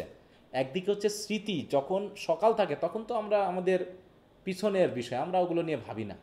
কিন্তু যখন আমরা আস্তে আস্তে ইভিনিংয়ের দিকে যাই, তখন আমরা আস্তে আস্তে আমাদের নিজেদেরকে মিট করি। আমরা তখন আস্তে আস্তে বুঝতে শিখি যে আমাদের অতীত কি ছিল, তা আমাদের সামনে এসে দাঁড়ায়। যে শ্যাডোটা এতদিন পিছনে ছিল, সেই শ্যাডো এসে সামনে দাঁড়িয়ে যায়, যে এতদিন আমি পৃথিবীতে কী করলাম, সব কিছু সামনে চলে আসে। তাই বলে দেখো, খুব সুন্দর, যে আসো তোমাকে আমি দেখাবো যে তোমার সকাল কেমন ছিল আর তোমার ইভিনিং কেমন হবে। I will show you fear in a handful of dust. আমি তোমাকে দেখাবো যে এক ফুল ডাস্টের ভিতরে কেমন ভয় থাকে। মানে কি, হ্যান্ডফুল ডাস্ট বলতে কি বোঝায়? মৃত্যুর পর, তাই তো, মানুষ পোড়ানোর পর যে ছাই থাকে না, সে ছাইকে বোঝানো হচ্ছে। I will show you fear in a handful of dust. কারণ কি, মৃত্যুর পরে, হ্যাঁ, ওই যে আমরা এলিজি পড়েছিলাম না, এলিজি রিটার্ন কান্ট্রি চার্জ ইয়ার পড়েছিলাম, ওইটাকে নির্দেশ করা হচ্ছে। হ্যাঁ, এইখানে কিছু ল্যাটিন ফ্রেজ আছে, এটা দিয়ে কি বোঝাতে যাচ্ছে দেখো। অতএব এই জায়গায় কি বলছে দেখো, I will show you fear within a handful of dust, a fresh wind blows across the sea toward home, my Irish child, where have you gone from me. এখানে একটা গল্পের কথা বলা হলো, হঠাৎ করে একটা সেন্স নিয়ে আসলো, একটা কোটেশন নিয়ে আসা হলো। A fresh wind blows across the sea toward home, my Irish child, where have you gone from me. মানে দেখাতে যাচ্ছে এখানে একটা স্মৃতি কাতরতা আসতেছে, স্মৃতির ব্যাপার আসতেছে। হ্যাঁ, যে হ্যান্ডফুল ডাস্ট নিয়ে তুমি তখন ভাববা, ওখানে দাঁড়িয়ে দাঁড়িয়ে, হ্যাঁ, তুমি তখন তোমার বাড়ির কথা মনে করবা। দেখো, a fresh wind blows across the sea toward home, মানে কি, আমাকে কোন দিকে ভাবাচ্ছে বলো? আমাকে আমার বাড়ির কথা ভাবাচ্ছে, আমার অতীতের কথা ভাবাচ্ছে। এবং তখন আমি মনে মনে বলতেছি, হ্যাঁ, my Irish child, where have you gone from me, মানে আমার শিশু, আমার সন্তান, সে যে নেই, ঠিক আছে, যে তুমি কোথায় গেছো, আমার কাছ থেকে তুমি চলে গেছো। হ্যাঁ, এখানে হয়তো প্রেমিক প্রেমিকার কথা আসতে পারে, সন্তান মা পিতার কথা আসতে পারে, পরবর্তীতে অবশ্য বলবে। দেখো, এখানে কিছু লাইন আছে, সেটা বলবে কি, you gave me হায়াসিন্স a year এগো। বলছে ইউ গেভ মি হায়াসিন্স আ ইয়ার। হায়াসিন্স বুঝি আমরা কি জিনিস? What is হায়াসিন্স? কচুরি পানা ফুল। ওটা ওয়াটার হায়াসিন্থ বলে নাকি? আর এই হায়াসিন্থ হচ্ছে এই যে ফুল, ঠিক আছে? এটা লাইলাকের মতোই না, একটু অন্য কালারের। দেখো, জি স্যার, সিমিলার অনেক। হ্যাঁ, তাই বলতেছে এই জায়গাতে, you gave me hyacinth first, দেখো, first a year ago they called me a hyacinth girl. তাহলে তুমি যখন আমাকে, হ্যাঁ, ওই যে প্রথম বছরে হায়াসিন্থ দিয়েছিলা, তারপর থেকে মানুষে আমাকে হায়াসিন্থ গার্ল বলে ডাকে। Yet when come back late from the hyacinth garden, your arms full and your hair wet, I could not speak and my eyes failed. I was neither living nor dead, I knew nothing. Looking into the heart of light, the silence. এখানে কিছু ওই যে ইয়া নিয়ে আসতেছে, শব্দ নিয়ে আসতেছে। দেখো সে আগের কথা, the sea was empty still cold and bare. দেখো I knew no truth, no thought, no light, no self, just staring into brilliance, into silence. The sea was empty and still cold and bare, মানে কিন্তু স্মৃতির কথা বলতেছে। এইটুকু হলো স্মৃতিকাতরতা, যে তুমি আমাকে এই করেছিলা প্রেম, হয়তো বা ফুল দিয়েছিলা। ফুল দেওয়া মানে কি, তুমি আমাকে ফুল দিয়ে তোমার ভালোবাসা অফার করেছিলা। তখন থেকে মানুষজন আমাকে সেই তোমার বলে মনে করে। হায়াসিন্থ গার্ল মানে কি, যে আমাকে হায়াসিন্থ দিয়েছে আমি তার। কিন্তু নাও দেখো, but now when we came back so late from the bright place, your arms were full, your hair was damp with rain, I could not speak, my vision turned to dark, I was not living yet I was not dead। মানে কি I was not living yet I was not dead, মানে কি এখানে কি বলতে যাচ্ছে এই জায়গাটা দিয়ে বলো? স্যার আমি বেঁচেও থাকতে পারতেছি না, আবার আমি মরিও নাই। হ্যাঁ, মানে এটা কি অবস্থা বোঝাচ্ছে বলো? সেই অবস্থাটা কেমন, মানে সেই সেই ইয়ার মতো না, রাইম অফ দ্য অ্যানশিয়েন্ট ম্যানের মতো বলো? জি স্যার। হ্যাঁ, বলছে I knew no truth, no thought, no light, no self. মানে আমি যখন জানি না কিছু, তার মানে কি আমি আমার সত্তার ভিতরে নেই, আমি আমার বিশ্বাসের ভিতরে নেই। হ্যাঁ, তাহলে তুমি যখন এই যে বললে when we came back so late from that bright place, হ্যাঁ, এখন এই জায়গাগুলো বোঝাচ্ছে কি কোনো একটা জায়গাতে তারা হয়তো ছিল। এই যে বিশেষ করে এই যে সমুদ্রের কথা বলা হচ্ছে, কারণ কি বলতেছে কি, যখন তুমি আসলা, your arms are full, your hair was damped with rain. মানে কি হয়তো বা তারা ওখানে আর্মস আর ফুল মানে কি হাতে অনেক কিছু আছে, হয়তো তারা এনজয় করেছে রেইনের ভিতরে। হ্যাঁ, I could not speak, my vision turn to dark. যখন আমরা আসলাম, হ্যাঁ, তখন আমি আর কথা বলতে পারছিলাম না, মাই ভিজন ডার্ক হয়ে গেছে। দেখো এই যে ইমেজগুলো, এই যে কথাগুলো, এগুলো কি কমপ্লিট কোনো স্টোরিকে আমাকে বলছে? কোনো কমপ্লিট স্টোরি বলতেছে? কোনো কমপ্লিট গল্প বলতেছে? না, ফ্র্যাগমেন্টেড ঘটনা, এগুলো হঠাৎ হঠাৎ করে বলতেছে। তাহলে এরকম দেখো, কবিতাতে কিন্তু এরকম দেওয়ার একটা অর্থ আছে, যে তুমি কমপ্লিট কোনো কিছু বুঝতেছো না, কমপ্লিট গল্প তোমাকে বলা হচ্ছে না, কমপ্লিট নলেজ তুমি পাচ্ছ না। তা এরকমভাবে হঠাৎ হঠাৎ করে ইনকমপ্লিট কোনো কিছু বুঝলে তোমার ভিতরে কি কোনো সেন্স হবে? তোমার ভিতরে কি কোনো সেন্স হবে বলো? ঠিক ওই রকমটা হচ্ছে আমাদের জীবনে। আমাদের জীবনটা এরকম ইনকমপ্লিট সব কিছুর মধ্যে। ওই যে বলছে না এখানে ফ্র্যাগমেন্টেড ইমেজেস, হ্যাঁ, এখানে বলছে না যে ব্রোকেন ইমেজেস, তাই না, ফ্র্যাগমেন্টেড ইমেজেস। এই ইমেজগুলো যেমন আমার তো ঠিক এরকম হঠাৎ করে কোনো একটা গল্প 2 লাইন বলে বলতেছে, তার মানে কি এগুলো হচ্ছে ফ্র্যাগমেন্টেড কোনো ইমেজ, যেগুলো আমার ভিতরে কোনো সেন্স তৈরি করে না। হ্যাঁ, কোথা থেকে কে আসলো, কোথায় সে, কোথায় তারা গিয়েছিল, কে, তার হাতে কিসের ফুল, তাই তো, আর্মস ফুল কেন, হ্যাঁ, তার ওয়েট বুঝলাম কিসের কারণে হলো। কমপ্লিট কোনো গল্প নেই। তাহলে কমপ্লিট গল্প নেই মানে আমার কাছে কমপ্লিট কোনো সেন্স নেই। আর কমপ্লিট কোনো সেন্স নেই মানে আমি তোমাকে কী বলবো, কী জানাবো? ঠিক এরকমটা হচ্ছে আমাদের বর্তমান জীবন। এখন যদি আমাদেরকে বলা হয় যে আমাদের জীবনটাকে আমরা কেমনভাবে ফিল করছি, আমরা কি বলতে পারবো আসলে আমার জীবনটাকে আমি কোন দিকে নিয়ে যেতে চাচ্ছি, বা আমি আসলে কী বা চাচ্ছি আমার জীবনকে দিয়ে? বলতে পারবো বলো তো? আমি নিজে আমার জীবন নিয়ে কনফিউজড হয়ে যাই মাঝে মাঝে, যে আমরা করছিটা কি। ঠিক আছে, এই যে আমি পড়াচ্ছি, হয়তো কিছু টাকা পাচ্ছি, ওগুলো আবার খাচ্ছি দাচ্ছি, মজা করতেছি, এইটাই কি জীবন? হ্যাঁ, অথবা আমার স্বপ্নটা কী ছিল, আমি কি স্বপ্ন পূরণ করতে পেরেছি? হ্যাঁ, আমি আসলে ওই স্বপ্ন বলতেই বা কী বোঝাই? হ্যাঁ, এই যে এখন মানে মনে করো যে আমিও একসময় এই যে 44তম বিসিএসে যখন রেজাল্ট দিল, 44 তো নাকি এই রিসেন্টলি দিল, হ্যাঁ স্যার, আমিও তো এই সময় একটা ওইরকম একটা শিহরণ ফিল করেছিলাম। কই এখন সেটা তো নাই মনে হচ্ছে। ঠিক আছে না? এটা কি আসলেই স্বপ্ন হতে পারে? এই স্বপ্ন দিয়ে লাভটা কি? এই স্বপ্ন দিয়ে কার লাভ? ঠিক আছে, আমার লাভটা কিসের? দেশের লাভটা কি? জনগণের লাভটা কি? আবার আমরা কে ফার্স্ট হচ্ছে, কে সেকেন্ড হচ্ছে, তা নিয়ে যে মানুষের মধ্যে একটা উন্মাদনা, এ দিয়ে কার লাভ? কি হচ্ছে এটা দিয়ে? আদৌ কি সমাজের কোনো লাভ হচ্ছে? আদৌ কি সবাই এই যে বিসিএস ক্যাডার, এই ক্যাডার হয়ে দেশের কি আসলে কি লাভ হচ্ছে, নাকি সবাই আরও কিছু লোক বাড়লো যারা দেশের এখন সম্পদগুলোকে নিজের পকেটে ঢোকাবে? বলো, এত প্রশংসা করে লাভ কি? তার এত গৌরব করে লাভ কি? বলো, এটা তো নিজের জন্য আমি হচ্ছি, তাই না? নিজের চাকরি করবো বলে হচ্ছি। এ তো সমাজের এত বাহবা দেওয়ার কি আছে? আমার এখন সেটা মনে হয়। এরকম তো অনেক দেখলাম, অনেক সাকসেসফুল মানুষ দেখলাম, কই তারা কি করতেছে? তারা তো সবাই চাকরি করতেছে, সবাই তো তারা ধান্দা মতো করে পকেট বোঝাই করতেছে। এছাড়া তো কেউ ঝুঁকি নিচ্ছে না জীবনে পরিবর্তন আনার জন্য। আমরা তো কেউ ঝুঁকি নিতে পারছি, তাহলে আমার এত সফলতা করে লাভ কি? আমার নিজের সফলতা গান গেয়ে অন্যের কাছে লাভ কি? তাদের লাভটা কি? ঠিক আছে না, এরকম ব্যাপারগুলো তো ঠিক মানে জীবনটা কেমন জানি একটু অনির্দিষ্ট একটা পথে চলতেছে, অনির্দিষ্ট লক্ষ্যে আমরা চলতেছি। আমরা জানি না আসলে কি হবে আর কি হবে না। ঠিক এই কবিতাটার মতোই, যে কবিতার কোথা থেকে কোন একটা গল্প নিয়ে আসতেছে, দিয়ে বোঝানোর চেষ্টা করতেছে, এরকম একটা ফ্র্যাগমেন্টেড জীবন আমাদের। কি কথা বুঝতে পারছো? তাই বলছে দেখো, মানে কবিতার ভিতর দিয়ে, মানে কবিতার লেখনীর মধ্যেই তুমি একটা সেন্স পাবা, যেটা হচ্ছে কি আলো আধারি, না ক্লিয়ারলি বুঝতেছি, না একদম পুরোপুরি অন্ধকার, না অন্ধকার না আলো, যাকে বলা হচ্ছে কি আলো আধারি জীবন। হুম।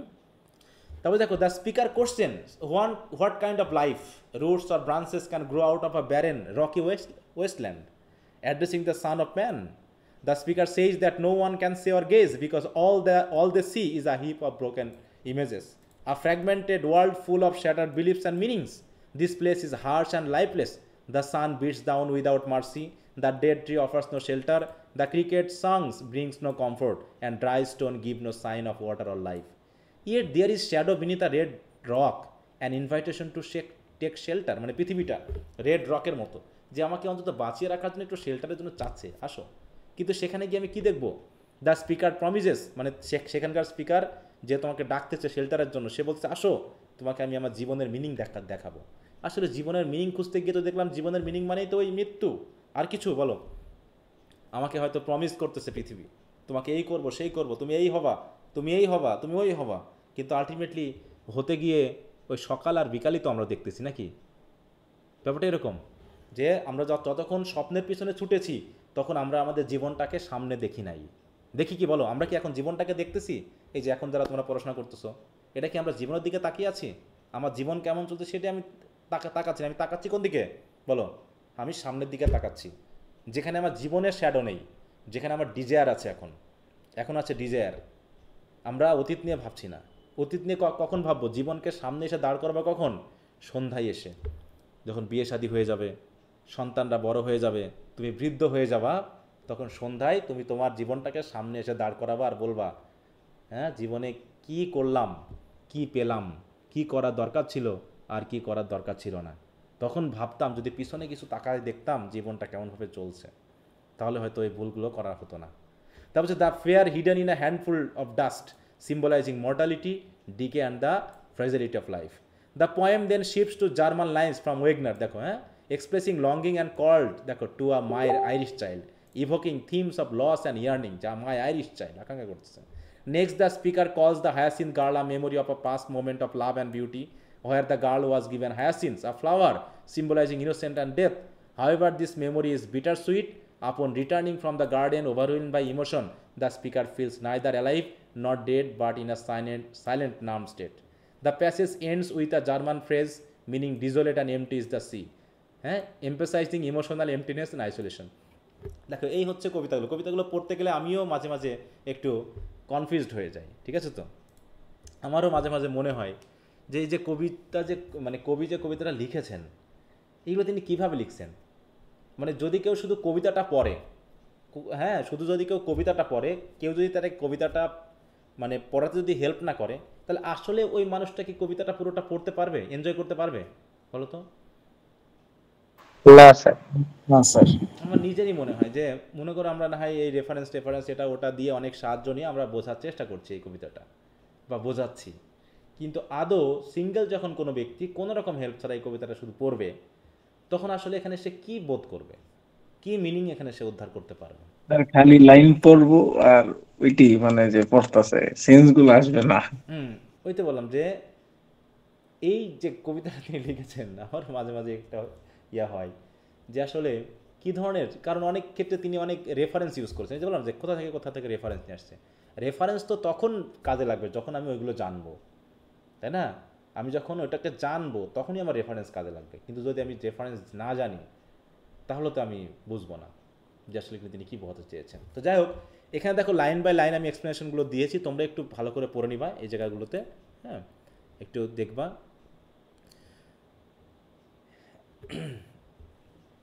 দেখো এখানে মানে এক একটা স্টেঞ্জা মানে এক একটা ছোটো ছোটো সেই এপিসোড মতো ছোটো ছোটো এক একটা বিষয়কে নিয়ে আসতেছে, ঠিক আছে।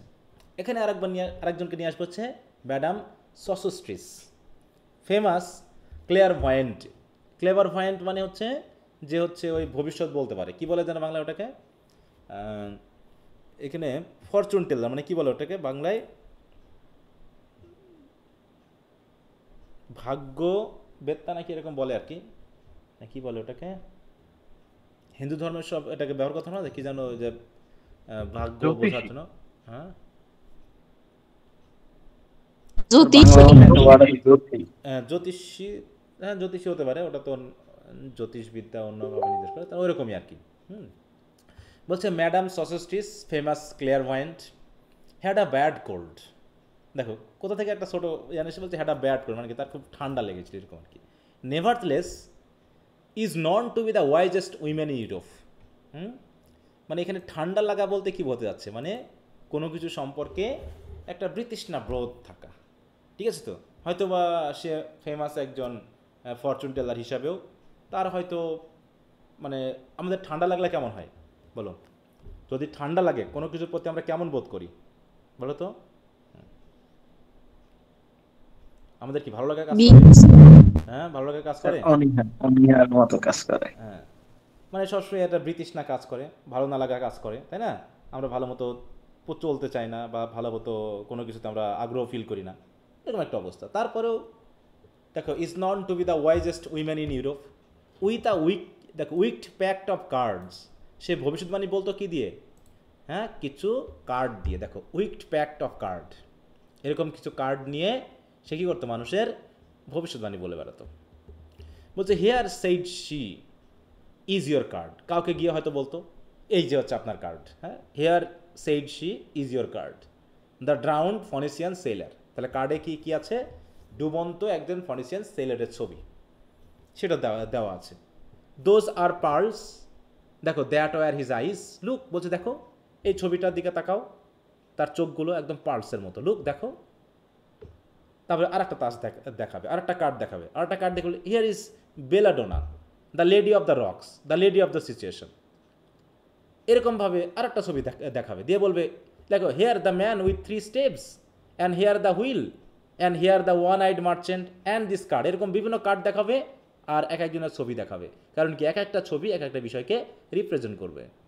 বলছে অ্যান্ড ইজ দিস কার্ড, এবং তার বলছে and this card which is blank is something he carries on his back which I am forbidden to see. তার মানে কি আর একটা কার্ড দেখাবে যে কার্ডটা হচ্ছে কি ব্ল্যাঙ্ক, যে ব্ল্যাঙ্ক কার্ড দেখে বলবে এই কার্ড হয়তো এর পিছনে এমন কিছুকে ক্যারি করতেছে যেটা হয়তো আমাকে দেখাতে মানে কি মানে বিভিন্নভাবে তার ভবিষ্যতের কিছু একটা অংশ গিয়ে বলা হবে কি এই কার্ডটা দেখাচ্ছে যে তোমার জীবনের কিছু অংশ ব্ল্যাঙ্ক আছে বা কিছু অংশ তোমাকে মানে দেখাবে না আর কি, তাই তো। যে জিনিসটা তোমার কাছে কি থাকবে, গোপন থাকবে। জীবনের সব কিছু আমরা কিন্তু জানতে পারি না, জীবনের সব কিছু কি জানা যায় বলো, আমরা সব কিছু কিন্তু জানতে পারি না। কিছু না কিছু অংশ আমাদেরকে দেখতে দেওয়া হয় না, জানতে দেওয়া হয় না, যেটা পুরোটাই অনিশ্চিত। এরকম একটা অংশটা কি বলতো, যে জিনিসটা আমরা সহজে বলতে পারবো না, যে জিনিসটা আমাদের ক্ষেত্রে কখন হবে আমরা জানি না। কোন জিনিস, কি জিনিস বলো তো আমরা জানি না কখনো হবে? মৃত্যুটা, তাই না, বিশেষ করে। তা বলছে this card which is blank, তাহলে অনেকগুলো কার্ড দেখালো। একটা কার্ডে রয়েছে ড্রাউন্ড ফনিসিয়ান সেলার, আর একটা কার্ডে রয়েছে বেলাডোনা, আর একটা কার্ডে রয়েছে একজন ম্যান উইথ 3 স্টেপস, মানে স্টেপ মানে কি হয়তো কার্ড বা তক্তা, অ্যান্ড আরেকদার হুইল মানে কি চাকা, যেটা হচ্ছে সেলার হিসাবে, and here the one eyed merchant, আরেক জায়গায় রয়েছে ওয়ান আইড মার্চেন্ট, আর একটা কার্ডে রয়েছে ব্ল্যাঙ্ক। আসলে কি আছে এতে দেখা যাচ্ছে না।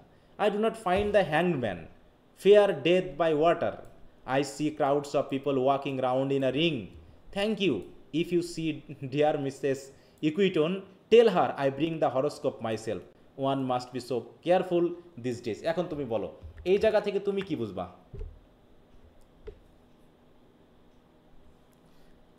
কাকে বলতেছে, রিডারকে বলতেছে হয়তো, তাই তো, যে স্পিকার। এখান থেকে তুমি কি বুঝবা বলো, কি বোঝা গেল এখানে? কি কি মানে কি অংশটা দিয়ে কি সিম্বলাইজ করতেছে? স্যার অনিশ্চিত কিছু। হ্যাঁ, অনেকগুলো জিনিস একটার পর একটা সাজিয়ে বলা হয়েছে, তাই না? দেখো এখানে এই জায়গায় বলতো I do not find the hanged man. কে সেই হ্যান্ডম্যান? কাকে বোঝাচ্ছে? Fear death by water. হ্যাঁ, বলছে কি ফেয়ার ডেথ বাই ওয়াটার, তাহলে সেই ডেথকে ফেয়ার করতে বলছে, অন্তত যেটা পানিতে ডুবে হবে নাকি, by water. I see crowds of people walking round in a ring, বলছে I see crowd of people, মানে এটা একটা ভিজনের মতো, একবার এক একটা জিনিস দেখতেছি, এক একটা এক এক রকম। হ্যাঁ, I see crowds of people, অসংখ্য মানুষ দেখতেছি, walking round in a ring, তারা একটা রিংয়ের ভিতরে যেন হাঁটছে। এই walking round in a ring মানে কি বলতো? কি বলতে স্যার গোল গোল করে হাঁটতেছে মানে এরকম দেখি। হ্যাঁ, একই জায়গাতে হাঁটতেছে। রিং মানে কি? একটা রিংয়ের ভিতরে, মানে একটা গোল চক্রাকারে এর ভিতরে হাঁটা, তার মানে কি এটা মানে একই কাজ করা, একই দিক থেকে, মানে চারিপাশে দিয়ে ঘুরতেছে, কিন্তু এই একইভাবে ঘুরতেই আছে, তাদের যেন জীবনে কোনো বৈচিত্র্যতা নেই, এরকম একটা এমন কোনো মানুষকে আমি দেখছি যার এরকম। তারপর দেখো এখানে বলতেছে কি থ্যাংক ইউ। কাকে বললো থ্যাংক ইউ? কার সাথে কে কথা বলতেছে বলো? এখানে কার নাম বলা হলো এই জায়গায়? কে কথা বলছিল জানো এই জায়গায়? বলো তো। Hair said she. শি বলতে কাকে বোঝাচ্ছে? মেরি। ওই যে স্যার ম্যাডামটাকে ম্যাডাম সসোস্ট্রিস নাকি? ম্যাডামটাকে বোঝাচ্ছে। এখন ম্যাডাম কার সাথে কথা বলতেছে? কে আমাদের সাথে কথা বলতেছে? ভাবো তো, আমাদের সাথে কে কথা বলতেছে? এই কবিতার স্পিকার, তাই তো?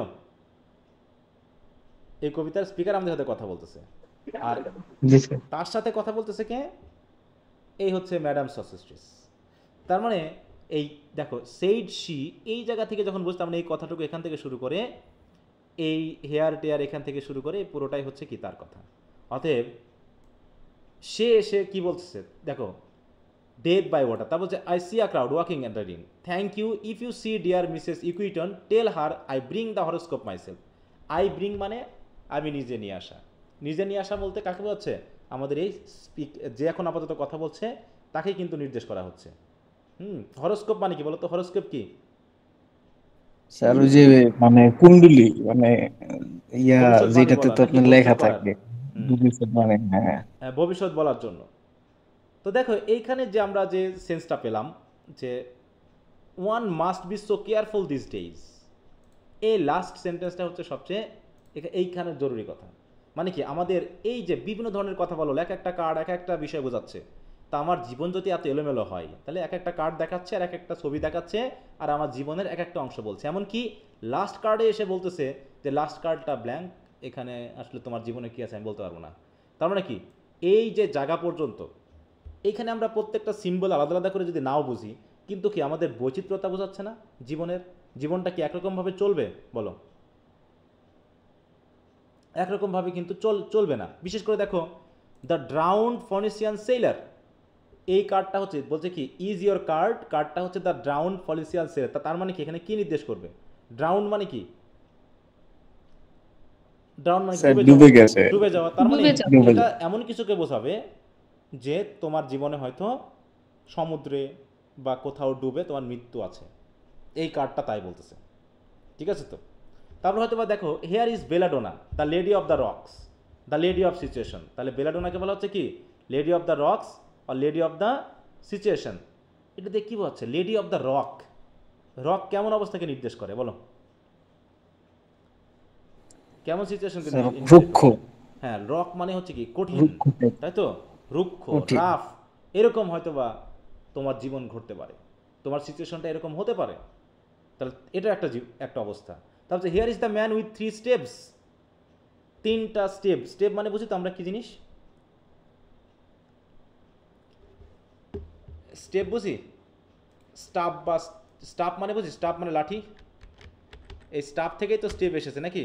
এর প্লুরাল ফর্ম কি জানো তো? স্টাফ, তাই তো?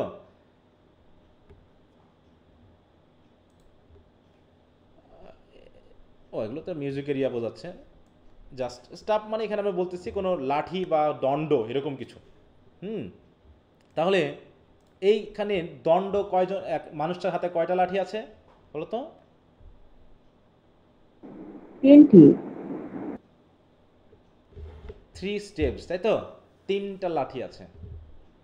তাহলে 3টা লাঠি মানে আমাদের জীবনের 3টা অবস্থানকে হয়তো নির্দেশ করতেছে, ঠিক আছে তো? যেমন কি হিউম্যান সান অফ ম্যান যখন বলতো তখন আমরা কি বোঝাচ্ছি? আমাদের বলো, আমাদের জীবনকে কি করছে? birth life অথরিটি death করছে নাকি? And here the wheel. Wheel মানে কিসের? দেখবা যে ভাগ্যের চাকা বলি না আমরা, ভাগ্যের চাকা ঘোরানো, যে এখানে হুইল, হুইল মানে কি? ঘুরতেছে। আমাদের জীবনটা ওরকম চক্রাকারে ঘুরবে, ভাগ্যটা একরকম থাকবে না, কখনো তুমি সুখে থাকবা, কখনো দুঃখে থাকবা, এরকম কিছু। তাই বলছে here is the man with 3 steps, আর একটা আছে হুইল, আর একটা বলতেছি one eyed merchant. One eyed কি? ওয়ান আইড দিয়ে কি নির্দেশ করে বলো তো? ওয়ান আইড দিয়ে, জলদস্যু নাকি স্যার? হ্যাঁ ওয়ান আইড স্যার মানে যে পরিস্থিতি ঠিকঠাক ভাবে দেখতেছে না নাকি? ওয়ান আইড বলতে আমরা বুঝি, দেখো আমরা একটা জিনিসকে ফুলি বুঝতে পারি কখন? 2 চোখ দিয়ে না 1 চোখ দিয়ে? উভয় চোখ দিয়ে স্যার, 2 দেখলে চোখ দিয়ে। আমরা একটা বিষয়কে পুরোপুরি বুঝতে পারি, তাই না? কিন্তু ওয়ান আইড যখন বলা হয় তখন একটা জিনিসকে আমরা পুরোপুরি বুঝতে পারি না। তার মানে আমার পরিস্থিতিটা কেমন হবে আমি শুধু আমার বর্তমানটা দেখতে পাচ্ছি, ঠিক আছে তো? পরবর্তীটা কেমন হবে সেটা আমি দেখতে পাচ্ছি। তার মানে অনিশ্চিত, অনিশ্চিত একটা জীবনকে নির্দেশ করছে। এরকম মানে দেখো এখানে যে তাহলে কার্ডগুলো আসলো, সেই কার্ডগুলোর কোনোটা কি আমার জীবনের পজিটিভ কিছুকে নির্দেশ করেছে বলো তো, যদি আমরা এরকমটা বুঝি? না স্যার, কোনো কিছু কিন্তু রিপ্রেজেন্ট, মানে কঠিন বিষয়কে রিপ্রেজেন্ট করছে, আমার কোনো সঠিক বা আমাকে সঠিক দিক নির্দেশনামূলক, তাই তো? আমাকে মানে কি বলবো, একটা সুস্থ স্বাভাবিক জীবনযাপনের জন্য যে ধারাবাহিকতা দরকার, এরকম কোনো কিছু কিন্তু আমার ভাগ্য আমাকে বলতে পারেনি। তারপর দেখো I do not find the হ্যাংম্যান মানে কি? মানে তখন হয়তোবা তার কাছে হ্যাংম্যানের একটা কার্ড ছিল, সেটা সে খুঁজে পাচ্ছে না, কোথায় গেল সেটা, এরকম আর কি ব্যাপার। মানে খুঁজে পাচ্ছে না, হয়তো ওটা তাহলে এর কপালে নেই নাকি? যার ভাগ্য বলা হচ্ছে অন্তত ফাঁসি দিয়ে তার মৃত্যুটা নেই, তাহলে কি দিয়ে মৃত্যুটা আছে তার? প্রথমেই বলা হয়েছে কি, দ্য ড্রাউন্ড ফনিসিয়ার সেলার নাকি? তাহলে তার মৃত্যুটা কিসে আছে? ড্রাউন্ড মানে কিসে ডুবে মরা, এবং সেলার যেহেতু আছে পানিতে। পানিতে, অতএব বলছে তুমি তাহলে অন্তত পানি থেকে সাবধান থেকো, তোমার মৃত্যু পানিতে থাকতে পারে। বুঝতে পারছো? এরকমভাবে তার হয়তো বা ভাগ্যটাকে বলেছে। এছাড়াও এরপর কি বলছে দেখো, I see crowds of people walking round in, এরপর তো স্বাভাবিক বলছে এভাবে তো প্রত্যেকটা মানুষই, প্রত্যেকটা মানুষের ভাগ্যটাকে নির্ধারণ করা যায়, কিন্তু মানুষ সবাই ওই একইভাবে তাদের জীবন চালাচ্ছে, একই রিংয়ের ভিতরে সবাই ঘোরাঘুরি করছে, হাঁটাহাঁটি করছে। এই বলে সে কী করলো, বলছে thank you if you see dear Mrs Equitone. তাহলে আরেকজনের নাম নিয়ে আসলো, এখানে মিসেস ইকুইটন আসলো। তাকে কি বলছে যে tell her I bring the horoscope myself, মানে কি আমি তাকে গিয়ে বলো যে তার হরোস্কোপটা আমি নিয়ে আসছি। হরোস্কোপ বলতে ভাগ্যের যে বই, তাই না? ওই যে বিভিন্ন ইয়া থাকে সেইগুলোকে, রাশিফল স্যার। হ্যাঁ। তাই বলছে যে মিসেস ইকুইটনটা যে আসলে কি তা তো আমরা বলতে পারছি না, কোনো একজন ব্যক্তির কথা বলা হয়েছে, হয়তো তাকে বলছে যে তুমি তাকেও বলে দিও যে তারটাও, তার হরোস্কোপটাও আমি নিয়ে আসছি। মানে এর কাজই হলো কি, এই ম্যাডাম সসস্টিস কাজই হলো কি, মানুষের কি বলা, ভাগ্য ভাগ্য বলা। প্রেডিক্ট করা। কিন্তু ভাগ্য শুনে লাভ কি? কারণ ভাগ্য তো সে ভালো কিছু বলতে পারেনি, পারছে? বলো তো, স্যার এটা কি ট্যারোট রিড টাইপের? বলো। ট্যারোট রিড টাইপের? ট্যারোট সরি বুঝলাম না। প্যারোট? ট্যারোট রিড টাইপের স্যার? প্যারোডি না, তোমার কথা আমি বুঝতে, তুমি একটু সিরিয়াস ইয়ে করে বলো তো। ট্যারোট রিড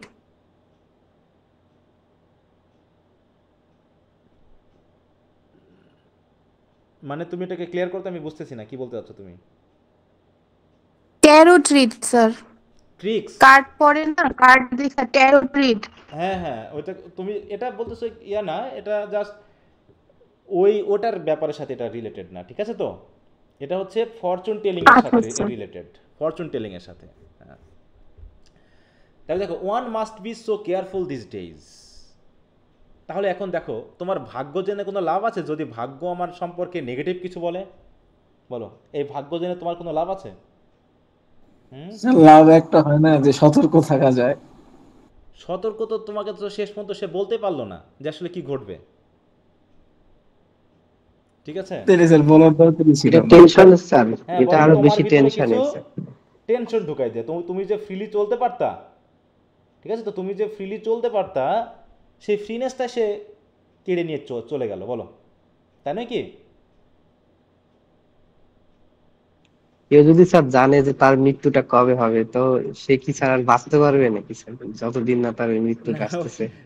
ওইটাই। আর এই যে বলো পানি থেকে ভয় পাবা, হ্যাঁ, পানির মৃত্যুটাকে মানে পানিতে তোমার ভাগ্য এরকম আছে ওরকম আছে। আমার জীবন সম্পর্কে আমি দেখেছিলাম, বলো আমি যখন ছোটো ছিলাম এইটা পড়তাম, তখন একজন মানুষ এসে হঠাৎ করে হাত দেখে বললো যে তুমি খুব অল্প বয়সে মারা যাবা, ঠিক আছে? তার ভিতরে একটা ঘটনা হলো যে তোমার মা খুব অল্প বয়সে মারা যাবে কিছুদিনের মধ্যে। তা আমি যখন এইটা পড়তাম ওই বয়সে আমার মা মারা যায়। তারপর থেকে তো আমার ভয়ে ছিলাম যে আমি অল্প বয়স বলতে কতটুকু বোঝাবে, অল্প বয়স কি।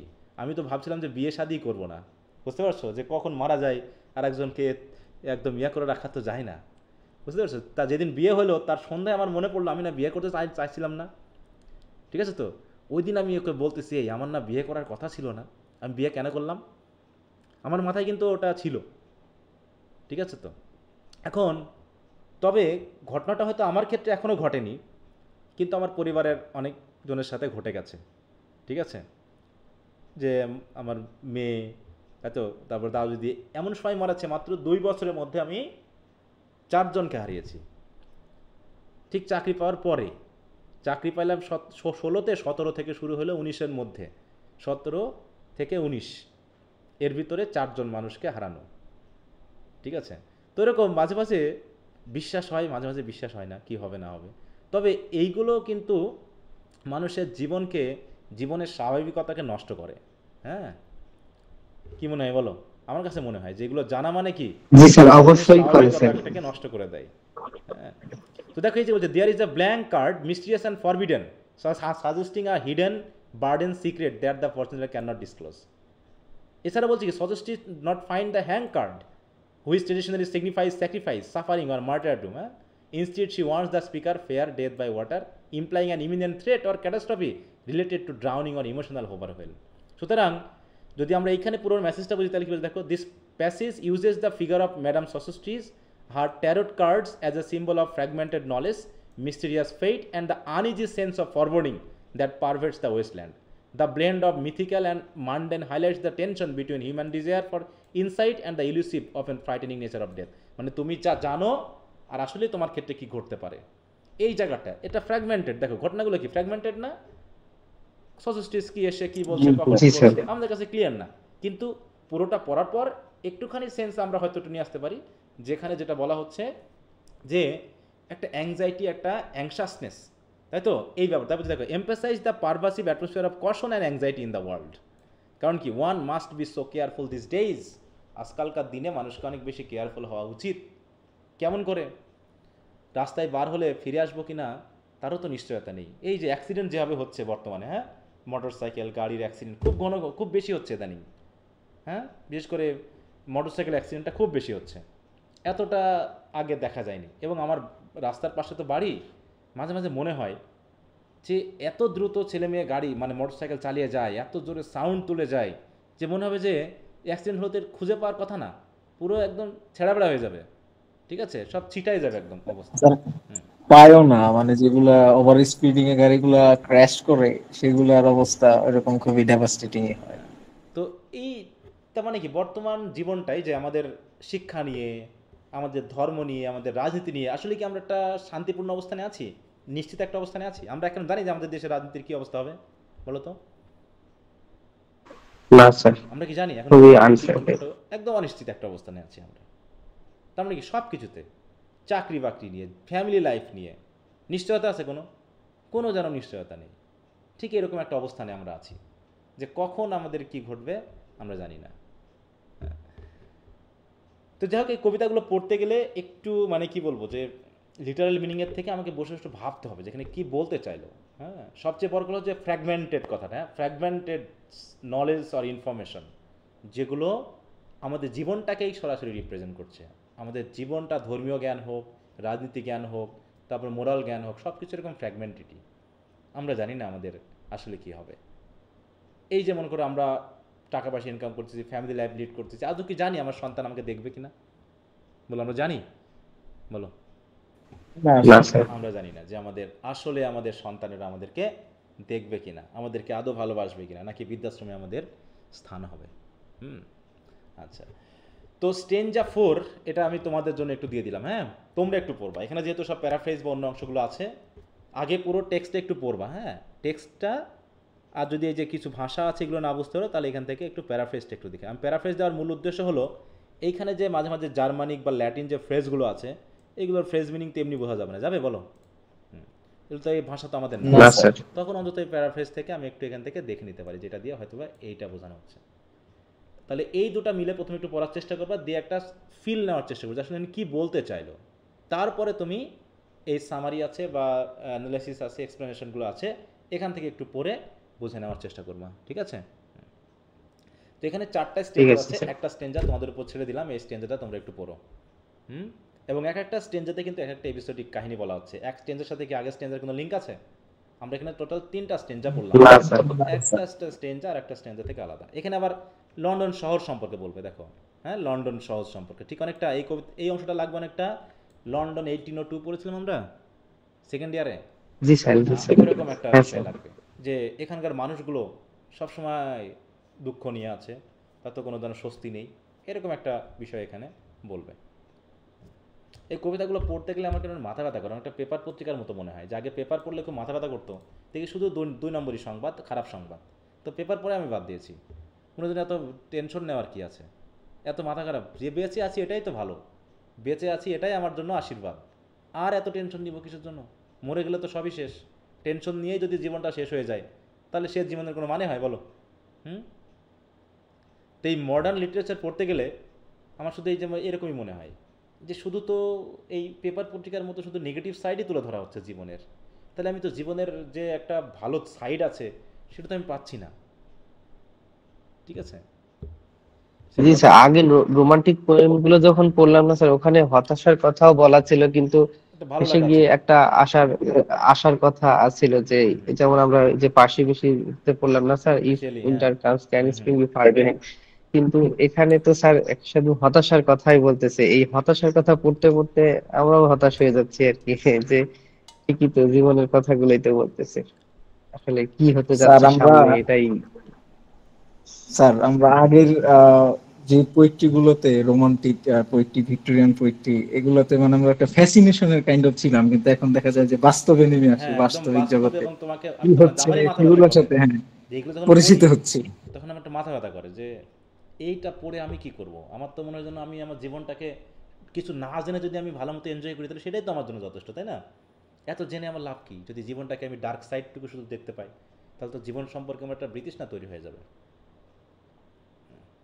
স্যার ওই তো উভয় সাইডে আমরা আগের সাইডটা যেহেতু দেখছি, তো এই সাইডটাও যে এই হার্শ সাইডটা আমাদের রিয়েলিটিস দেখাচ্ছে অফ নাকি? লাইফ, এটা কিন্তু আমাদের মডার্ন এজে তো করতেছি আমরা এখন। আছি, হ্যাঁ আমরা তো সেই রোমান্টিক এজে নেই, আমরা তো মডার্ন এজে আছি, স্যার এটা আমার আমরা অসুবিধা। অলরেডি মডার্ন এজের যতগুলা ক্যারেক্টারিস্টিক দেখা যায় অনেকগুলোর সাথে এই যে রিলেট করতে পারি, যে এই যে হুম। কবিতার সাথে। হ্যাঁ হ্যাঁ হ্যাঁ হ্যাঁ। আচ্ছা, তো ঠিক আছে, অনেক বেজে গেল, রাত অনেক বেজে গেল, সরি যে আমি আসলে অনেকগুলো কবিতা তো একটু এভাবে বাড়তি টাড়তি না পড়াই দিলে আগানো মুশকিল হয়ে যাবে, অনেক কবিতা, বড় বড় সেন্স এবং জি ইজি না স্যার। বিষয়গুলো অনেক পড়তে হবে, হ্যাঁ। আচ্ছা, তো ঠিক আছে, তো সবাই ভালো থাকো, ওকে, গুড নাইট। আসসালামু আলাইকুম স্যার। আসসালাম। Good night sir.